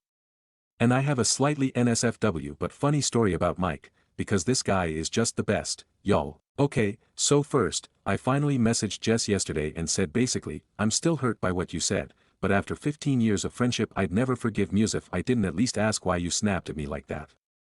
She replied immediately, I'm so fucking sorry, I didn't mean any of that, can we have a do-over on lunch? So I agreed cautiously and took a half day to meet with her today. Turns out that those of you who said she was jealous, and that she might have something else going on, and especially the person who said something might be going on in her relationship. Gold stars. She's in town because she's job hunting, because she's moving back in with her parents for a while since her relationship ended. Apparently they have been having a ton of small problems adding up, but the biggest one? Sex. The guy she's been with was apparently never great but it's gotten to the point where he makes no effort at all for her to enjoy herself and then gets pissed when she isn't in the mood. She tried talking with him about it, making suggestions but he told her recently that it's emasculating being given sex advice by a woman. The straw that broke the metaphorical camel's back, however, was that her boyfriend has always had a thing for Asian women. She's Caucasian, but she does have long black hair. After weeks of fighting over their sex life, he suggested that they spice things up, by her dressing in a kimono and pretending to be Asian. She lost it on him and is absolutely disgusted by the racist fetishism and ended it right then. So she had all of this bottled up and was hoping to talk to me and finally be able to put it down. And I missed every hint that she had something big to discuss because I was gushing about Mike. So to her it felt like I was just twisting the knife by bragging about how great our sex was. She snapped, and somewhere between what I was saying and what she wanted to talk about some wires got crossed and she said something incredibly dumb. She left without saying goodbye because she was mortified and ashamed as well as irrationally mad at me. Something to know about Jess, she's an awful liar and she and I were the co-founders of our high school's Foot and Mouth Society, so I do believe her. I told her I forgive her and I'm sorry I didn't realize she wanted to talk about something bothering her, and she said I was too stupidly nice and have nothing to apologize for, so I think we'll be okay. For the time being I'm not ready for her and Mike to meet, because I don't want to make things feel worse, and she agrees. But she's really happy for me. Hopefully this is just a funny story we can look back on someday. So, on to how Mike almost killed me, lol. Last night we were talking about the Reddit post and he gets this funny expression that I'm starting to recognize.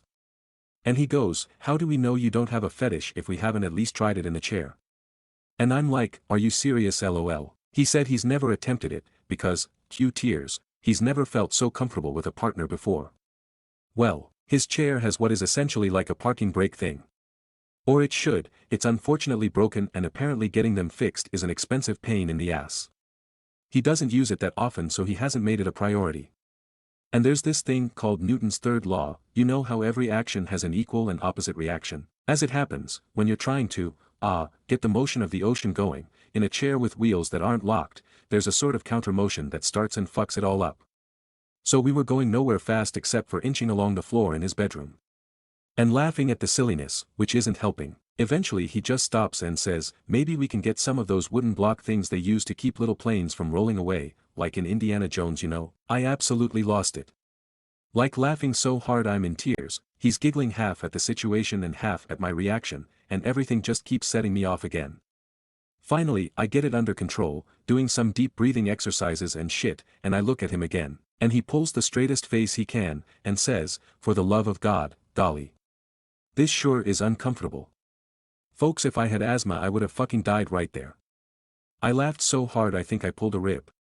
Like wheezing and not even laughing anymore so much as weeping and making this awful noise when I could catch my breath. While he's laughing and rubbing my back and saying he's sorry, he couldn't resist. So yeah, confirmed, no fetish here, and this magnificent bastard's comedic timing might actually kill me. I doubt I'll update again, because there's really nothing I can see needing to share given everything sort of worked out. And in the end, the real assholes were the friends we made along the way. Ick. Thanks for all the lovely comments on my last post and for coming along with me on this absurd but brief drama in my life lol. Update, 1 month later. Hello again. I was going to post this on my own page but a few people mentioned that they think it's nice to read on Aita, so fuck it, here's the Met Mike's family update.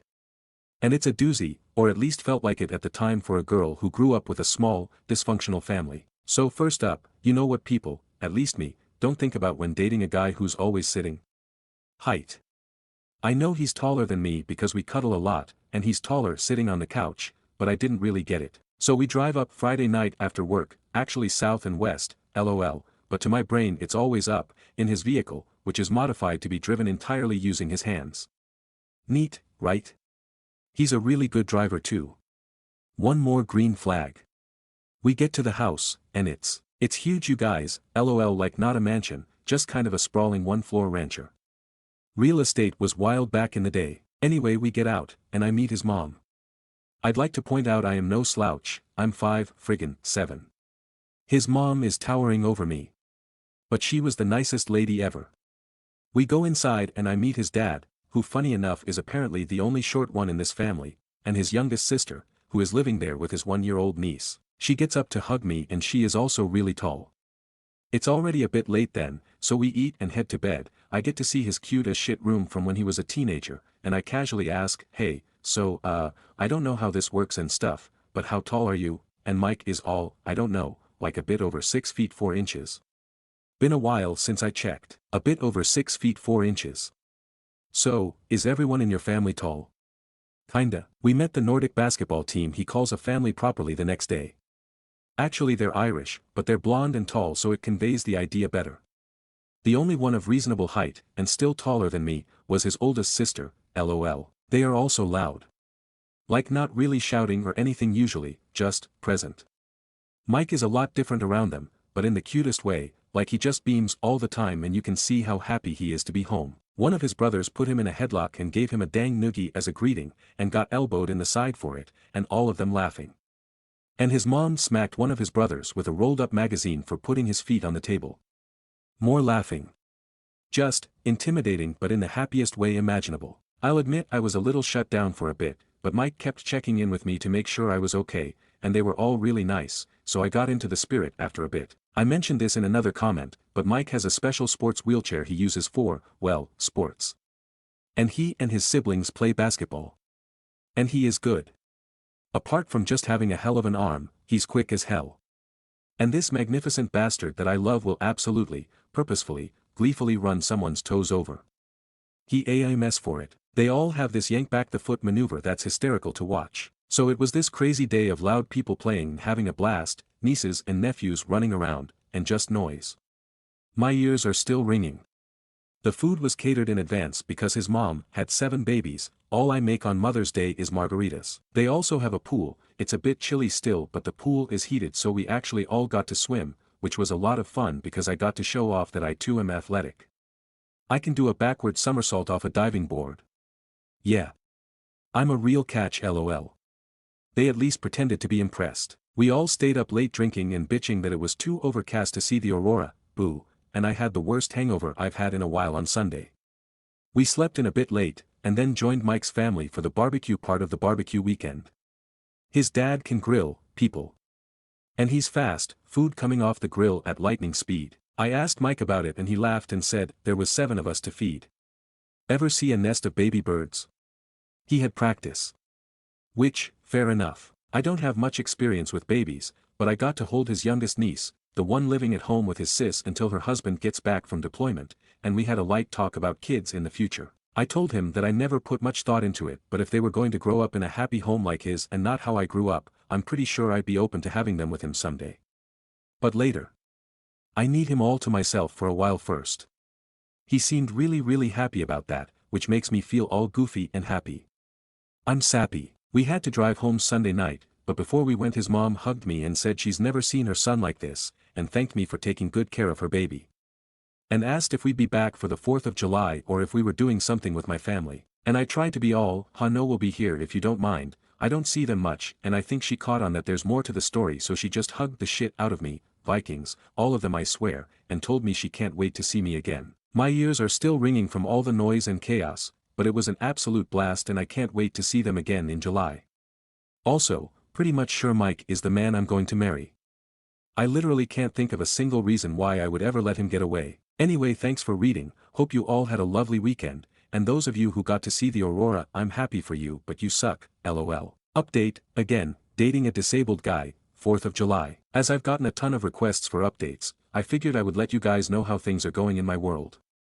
You know how sometimes a relationship looks amazing at first but then all the red flags start showing up. This isn't one of those stories, lol. Sorry, that was mean, but I couldn't resist. Okay, on to the actual update. No, we aren't engaged yet.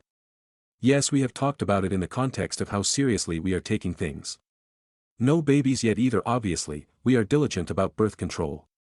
I want Mike all to myself for a while, so, the 4th of July visit to his family's house was pretty awesome. After getting to know everyone last time, I had better expectations of what I was going into, and I've talked with my therapist about the whole play fighting makes me anxious because in my childhood home it wasn't playing thing. I don't want them to ever curb how they act to cater to me, and instead I guess I'll consider it immersion therapy. I think Mike mentioned it anyway because I didn't see much of it this time, though there were cheerful threats of doom lobbed about which I didn't mind at all. His mom is amazing, I'd like to point out. Even if she moms so hard it makes me weepy. So, background info, I have a really common sounding name spelled really uncommonly. Think Danielle or Jessica. Because in addition to everything else my parents decided to be creative when they named me. So, although I do sort of like my name, that meant I was that kid who never saw their name personalized on anything. Mike's family, on the other hand, had like a million kids and they all got traditional names, so personalized stuff was huge for them, it kept them from fighting over stuff I guess. One of the things in their house, because they have a pool, is that each of the kids, adults now, has their own personalized beach towel that lives at the house. So we get to their place and it's been a hot drive there, so right after we get in Mike suggests I go to his room to get changed into a swimsuit so we can have a dip in the pool. I'm thinking that sounds perfect, right? Some of you may already know where this is going. I get to his room and there is a towel on the bed. In my favorite color, with my fucking stupid ass spelled name embroidered into it. So here I am crying over a goddamn towel and he's in the doorway watching and grinning like he just pranked me or some shit. Turns out it was her idea, but she checked with Mike to make sure it was spelled right. So now I have a towel for when we visit because apparently I'm welcome. If I sound cranky it's just because I'm better at self-depreciation than I am expressing emotions in a direct way. I really am blown away and touched by how much these people have welcomed me. Mike has already sort of learned to decode the way I talk and joke, which is nice. But the first time he gently said, "That's not humor, that's just putting yourself down, babe," I definitely wanted to go hide under the table. He doesn't let me be mean to me. That's a thing good partners do, I guess. I wouldn't know. Again, yes, I am in therapy, I am working on myself, it's not his responsibility to put me back together, it's just something he does naturally. I literally told him one night that I was sorry I'm kind of broken, and he snorted and said, "At least you can walk," in the most disgusted voice ever and made me laugh. I digress. So the food was once again amazing, and I kept my promise to teach his mom how to make my cinnamon bun bread pudding, so I felt like I contributed. Insert Ralph Wig gum, I'm helping, meme. I learned to play Yahtzee, and as it turns out I am very good at it. They do a lot of board games things at night when everyone is staying for the week. These people have a lot of board games. And puzzles. Whole damn storage closet of the things. They also drink like fucking fish and can hold it, so I am learning to pace myself. Mike doesn't drink much when we aren't there, so I'm not worried that it's a red flag. Only red flag of his that I've found was a Red Sox pennant in his room. Now I realize I might be talking him up a lot, but he isn't perfect. He snores, he has a habit of arguing with people on the TV when they make stupid decisions, he sometimes starts talking about things I don't understand and just goes and goes until he realizes he lost me like 15 minutes ago, and he is fastidiously tidy, which makes me feel guilty because I have bad habits to lose. I'm not used to, clutter means I can't move through an area, but I'm really trying. I barely spend any time at my own place anymore, and we're definitely looking to move in together sooner than later. Yeah, so, not that much of an update, no one burned themselves on a firework or anything super exciting, I'm just in an ongoing relationship with a great guy who has a great family and things continue to look up for us. We head home tonight so we can spend some alone time Sunday. Hope everyone else had a safe and happy holiday. Update, dating a disabled guy. Yes, it's me again, 4 weeks later. I debated just posting this on my own page, but shit, like a lot of people keep asking for more, so I guess it doesn't hurt to drop my post between data for literally killing someone and data for meekly accepting my in-laws' cruelty but asking if I may wash my wounds before they flog me again. This is not an exciting update. Not engaged. No babies on the way, not even freakishly tall ones like some of you are hexing me with. But Jess finally met Mike. TLDR, learning to read long posts is good for your attention span. Sorry.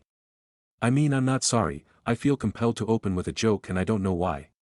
Anyway, real TLDR, she thinks he's amazing, she thinks it is hysterical that I'm on TikTok, I refuse to download it, and she is doing amazing. And our lives are moving forward together. Jess and I have this friend, who I will call Meg and not Tallulah despite both Jess and Mike thinking would be hilarious. Meg was planning to have a birthday party, the big 30H, and she and Jess are close, and both presently single. They chose a local bar with outside seating, and Jess did a wait, let's check their accessibility, because I have been bitching to her for the last month. And LOL and be fucking hold after calling the place, they didn't have a ramp for the balcony/outside seating area. As I have been told, Jess said, nope, I am meeting Mr. Thrower. Jess, come on, and so they found another place that's a damn hike from everyone. But it has a great outside area with accessibility. And then we got the invite.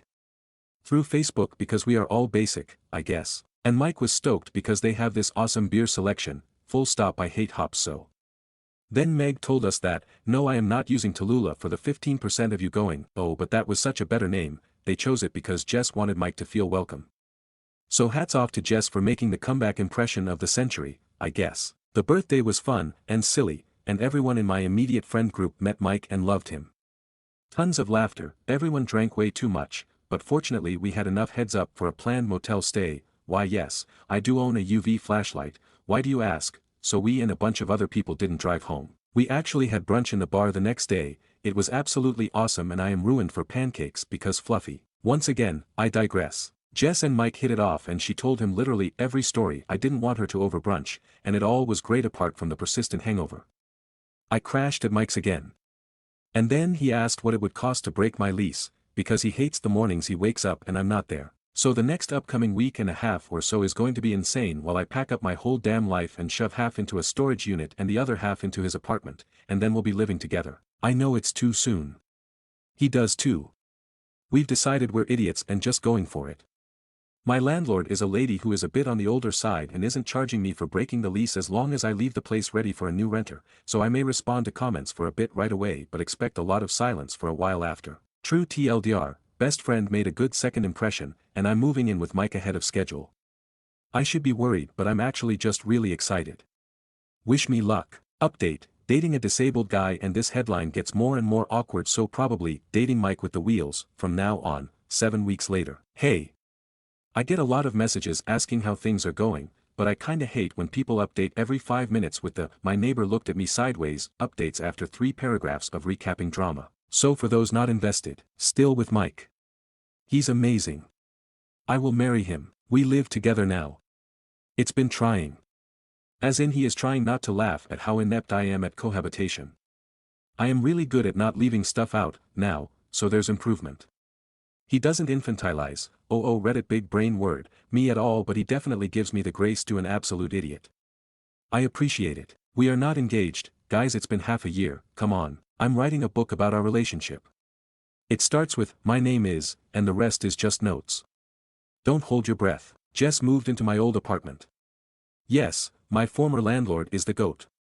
Jess is also seeing a guy. I think it is too soon. She agrees. But she has reasons, girl, we all have needs, and who am I to judge? And I was recently in kind of a serious car accident. I am fine, I have great health insurance, great car insurance, and am recovering just fine. No GoFunds here, though if you want to help just find a reputable charity for helping victims of drunk drivers and give them your money. So I was on my way home from working overtime and some dude clipped my car and I ended up in a ditch while he just sort of spun out. But I wear my seatbelt because I have a brain and I got really, really lucky. Everything is fine, my medical deductible was already paid up for the year, and the worst I had was some bruises, a cracked femur fibula, whiplash, and a totaled car. The silver lining is that Mike is great at caretaking. Another check mark in the having kids category. Also his mom brought us like a million homemade frozen dinners in Costco serving trays and we had nowhere to put them so she bought us a fucking chest freezer. Guys, I don't even know with this family. They are amazing. I know usually I give some sweet, heartwarming updates while bitching about mental health, but I am pretty well medicated until my leg heals and I have a few weeks off work to cuddle Mike while watching bad sci-fi, so I'm not in the best place to fill your cups. Sorry. Also don't watch Another Life on Netflix unless you have the ability to set your brain aside because it is the least consistent show I have ever seen. I mean, I loved it, especially the spine ripping itself out of a person and trying to walk away. Oh my god, but it requires suspension of disbelief like few things I have encountered in all my years. Also Mike says hi. He indulges me. Have a good autumn and please for the love of heck don't drive drunk. And don't expect anything from me unless the Thanksgiving gathering is as epic as they claim. Ahahaha, I almost slipped and said his last name. No doxing for you today, because Reddit is probably already over my shit. As always, love you guys for all the support. I'm okay, relationship is fab, and please don't drink and drive. Edit, I don't have a cracked femur. Jesus crackers, these meds are something. I have a fractured fibula, lower leg, outside bone, and it didn't break all the way through. I have no idea how I mixed those two up. Mike says at least I'm cute when I'm high, but he is clearly biased. So yeah. Cracked fibula, little leg bone, short-ish, healing time, not femur, thank fuck. New updates. Unimportant update, saw the northern lights. Missed them months ago but we got an alert they were visible tonight and we drove out to the closest low light area. Pretty. I'm still on leave but Mike took time off for tomorrow so we can sleep in and watch this as much as we can. I know it's silly but damn I am so happy. Update, dating Mike with the wheels, belated Thanksgiving and Christmas updates, 2.5 months later. Hello, Reddit friends. It's been a minute, right? Sorry about that. There's been a lot of very real life stuff that intersected with the holiday, so I haven't had the best time to make an update. Thanks for asking so much though, I feel the support. First thing, Mike and I are great. Coming up on a year if you can believe it. Out of respect, not Mike's family. I'll put a trigger warning here about parental death/trauma/ etc. I had a Thanksgiving post in my notes almost fully written when unfortunately I got the call. I've mentioned before that I had kind of a rough upbringing and have been estranged from my parents for a few years, but they were still my parents, you know. So anyhow my mother passed away the day after Thanksgiving. Natural causes, she just neglected her health in general. I hadn't talked to her since a half-hearted attempt last Christmas, she didn't even know about Mike. And I don't know if I even feel sad, exactly, but it knocked me for a loop and writing about how great Mike's family is left a bad taste in my mouth. My therapist says I, paraphrasing here, already mourned the loss of the good parts of my mom when I started processing the bad parts, so my reaction isn't abnormal. For once. But it wasn't the easiest time, and then the funeral meant a whole lot of people I never wanted to see again. Mike was a godsend, he's so charismatic and charming that no one had anything bad to say to me, it was more like a room of acquaintances. I'm so glad we moved in together, I don't know how I would have gotten through it and then gone home alone. So, I'm going to do this a little out of order. Mike and I spent the whole Christmas week with his parents again, and they were very sympathetic and understanding in the "we respect that you don't want us to make a big deal" way. Most of his family wasn't there except for dinner the day after Christmas. Just wait till the Thanksgiving recap and you'll understand why Christmas is so low-key, no one could handle that twice in 2 months. So it was nice to wake up and feel like family and open presents in my pajamas. Mike and I have matching Christmas ones now, we are ridiculous together, and I love it. Also, it was a white Christmas for the first time in years. To those hoping for a proposal, I did get jewelry. But not a ring. Sorry.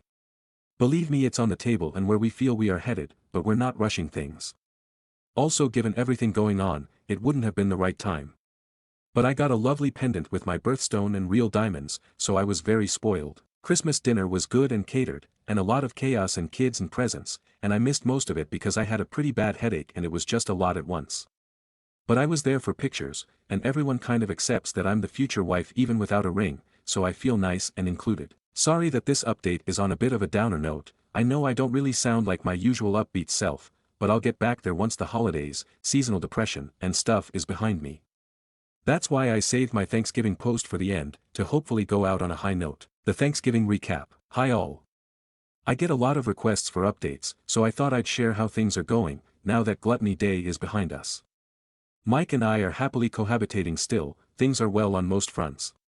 I had a minor car accident a little while ago, I posted on my page about it, but I'm mostly healed up now. Mike's family is still the absolute best, and honestly his mom is more motherly than mine has ever been. Sucks, but it is what it is. See?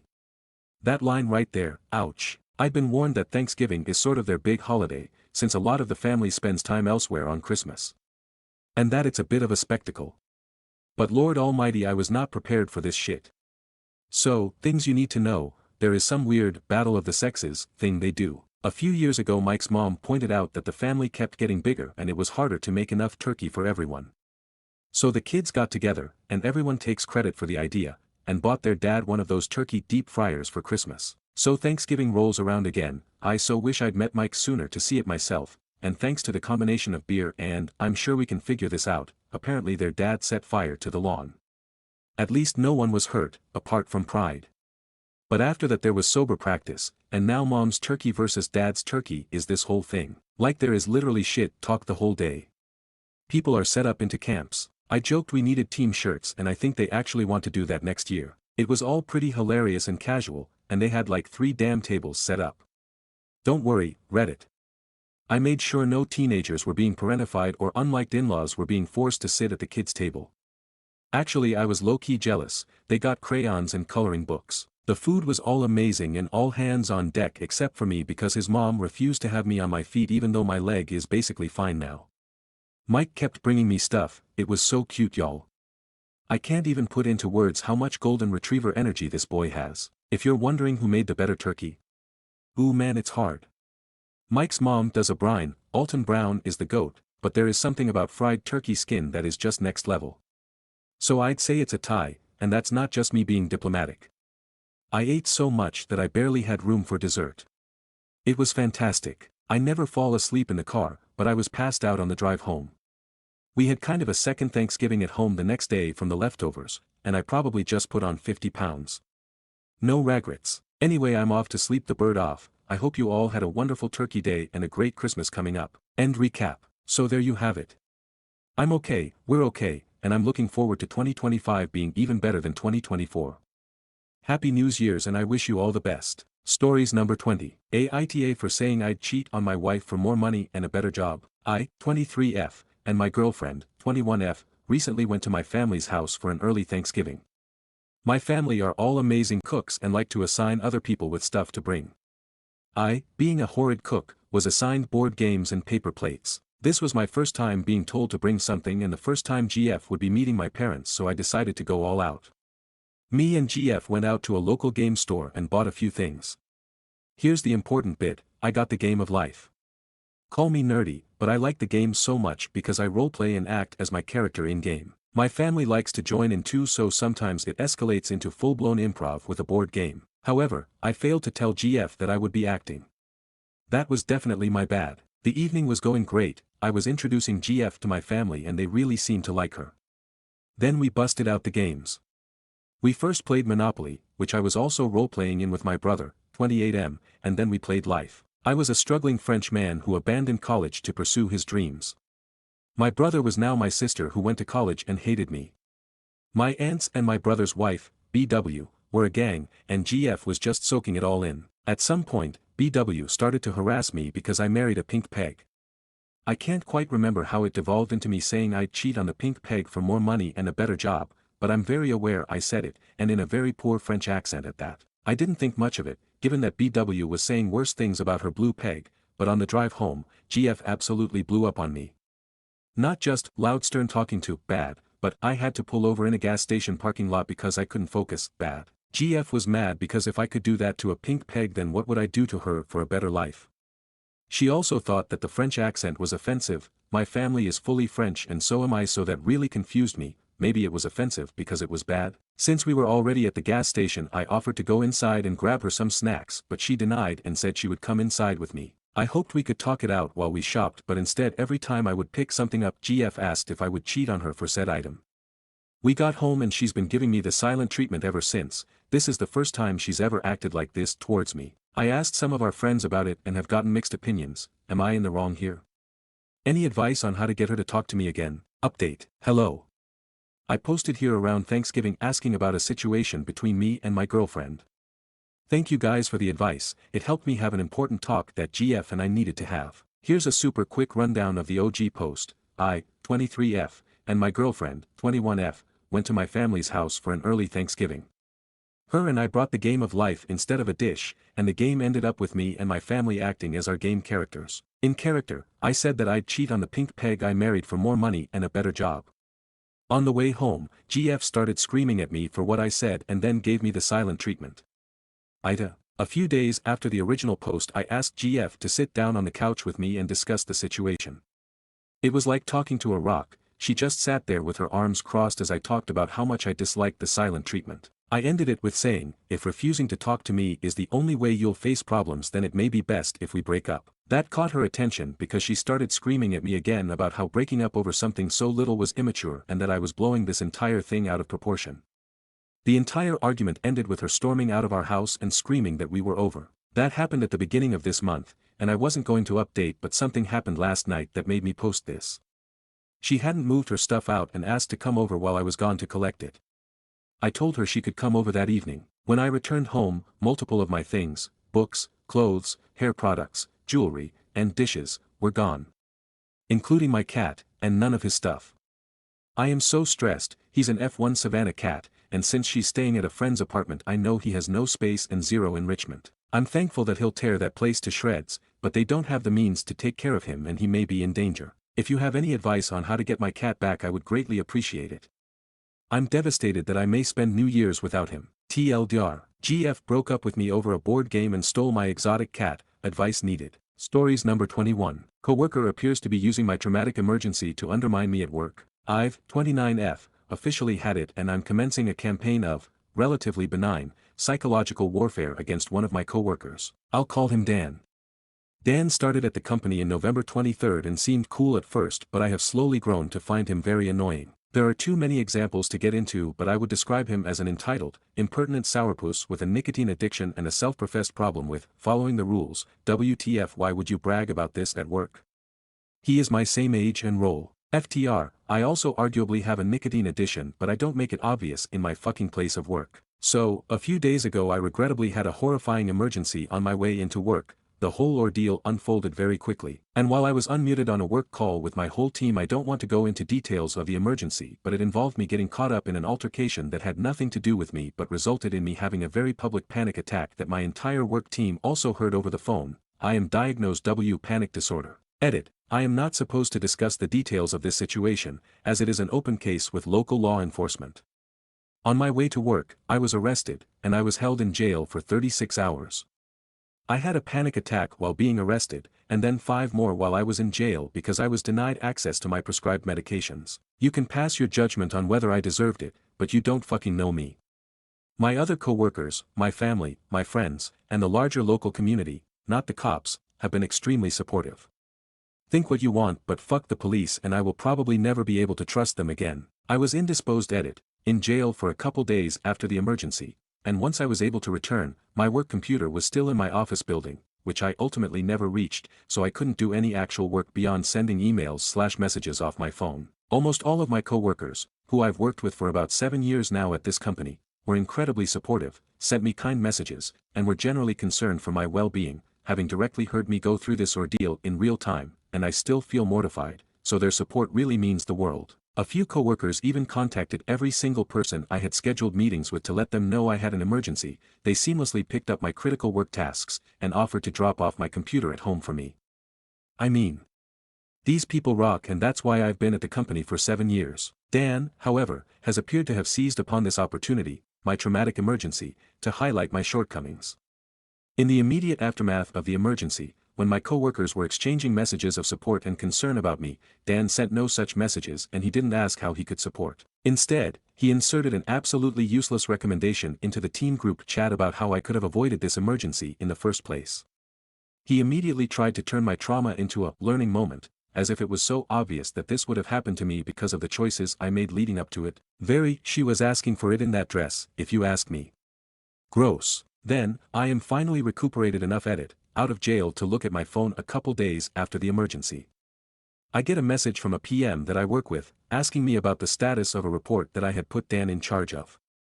The PM tells me that they spoke with Dan yesterday, and that Dan said the report was in my court. But interestingly enough, Dan conveniently failed to mention to the PM during that conversation that I had suffered a major emergency, that Dan had witnessed just the day before, that I was presently indisposed, and that I would likely need some time to recover. Not to mention, Dan had never communicated to me prior to the emergency that the report was ready for me to review. He kept saying he had one more task to complete, so fuck him. Despite the chaos and trauma of that terrible event, I feel a renewed sense of gratitude for my life, my freedom, and the everyday privilege of being alive and surrounded by a supportive community.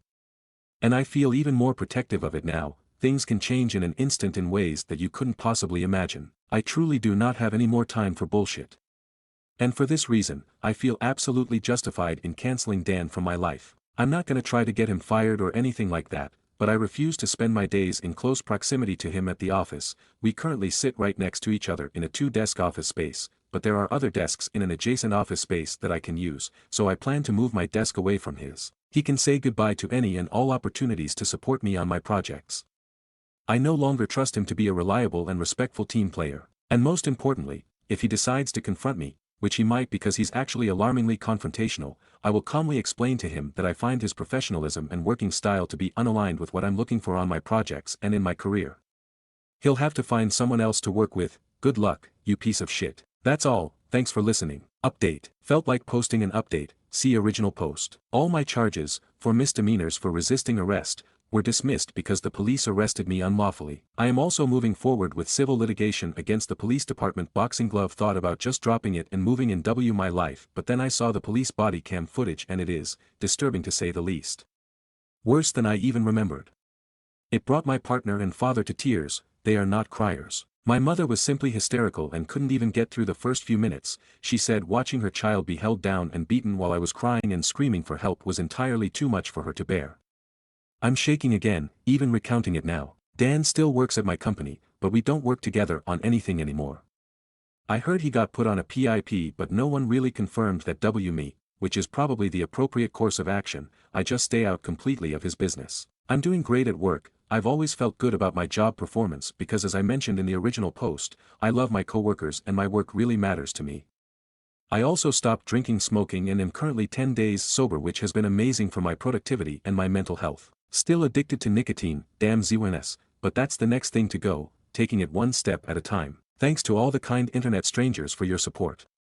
Apparently my story will soon be made public to the media, but hopefully you don't hear about it. BC. The video is still mortifying for me, even though I clearly did nothing wrong, other than panic, which isn't really wrong, given the circumstances. Plus then my identity will be exposed and I'll have to make a new Reddit account. Hope Dan doesn't have Reddit and find this, but at this point he knows what I think about him. Hi, Dan. Stories number 22. I've been asked to foster my son's best friend. I don't know how to react. I have one son, Henry, aged 12. Henry is best friends with a boy named Archie, aged 14. It has always been clear that Archie comes from a troubled home.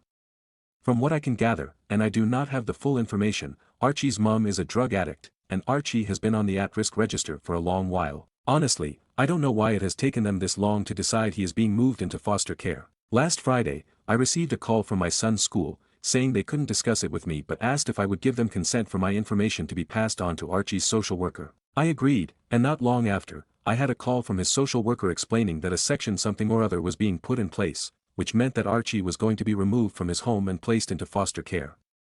I was told that the school had recommended me and asked to see if I could take him in. Basically, they said it would likely be long-term until he turns 18.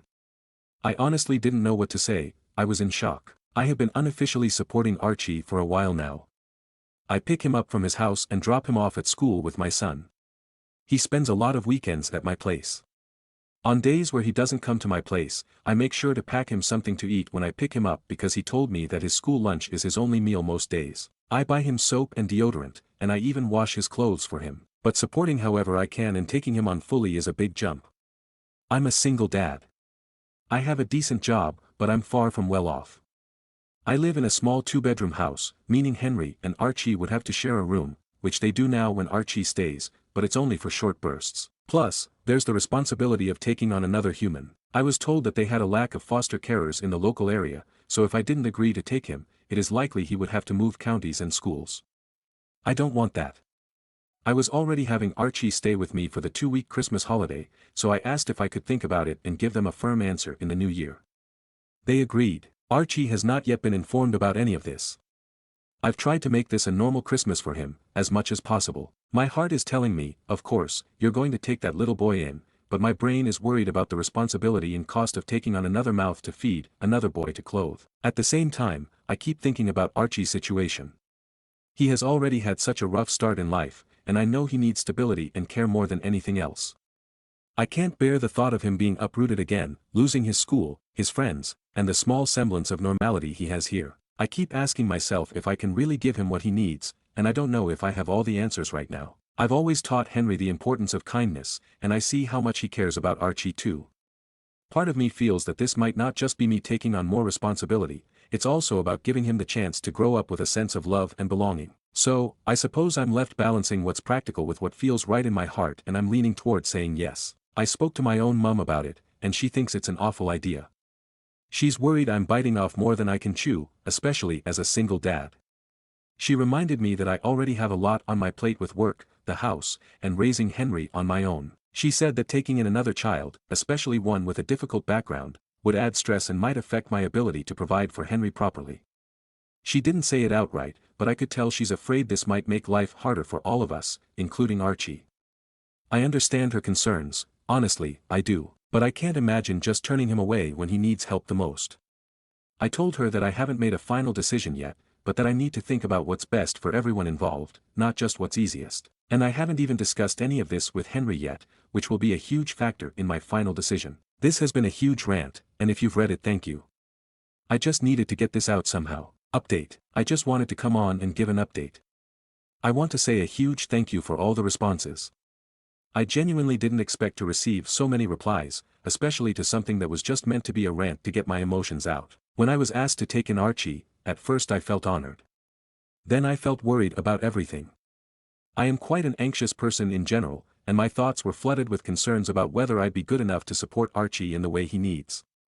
I love my mum, but she didn't help. I think I get my anxiety from her, although she has it on a much higher scale than I do.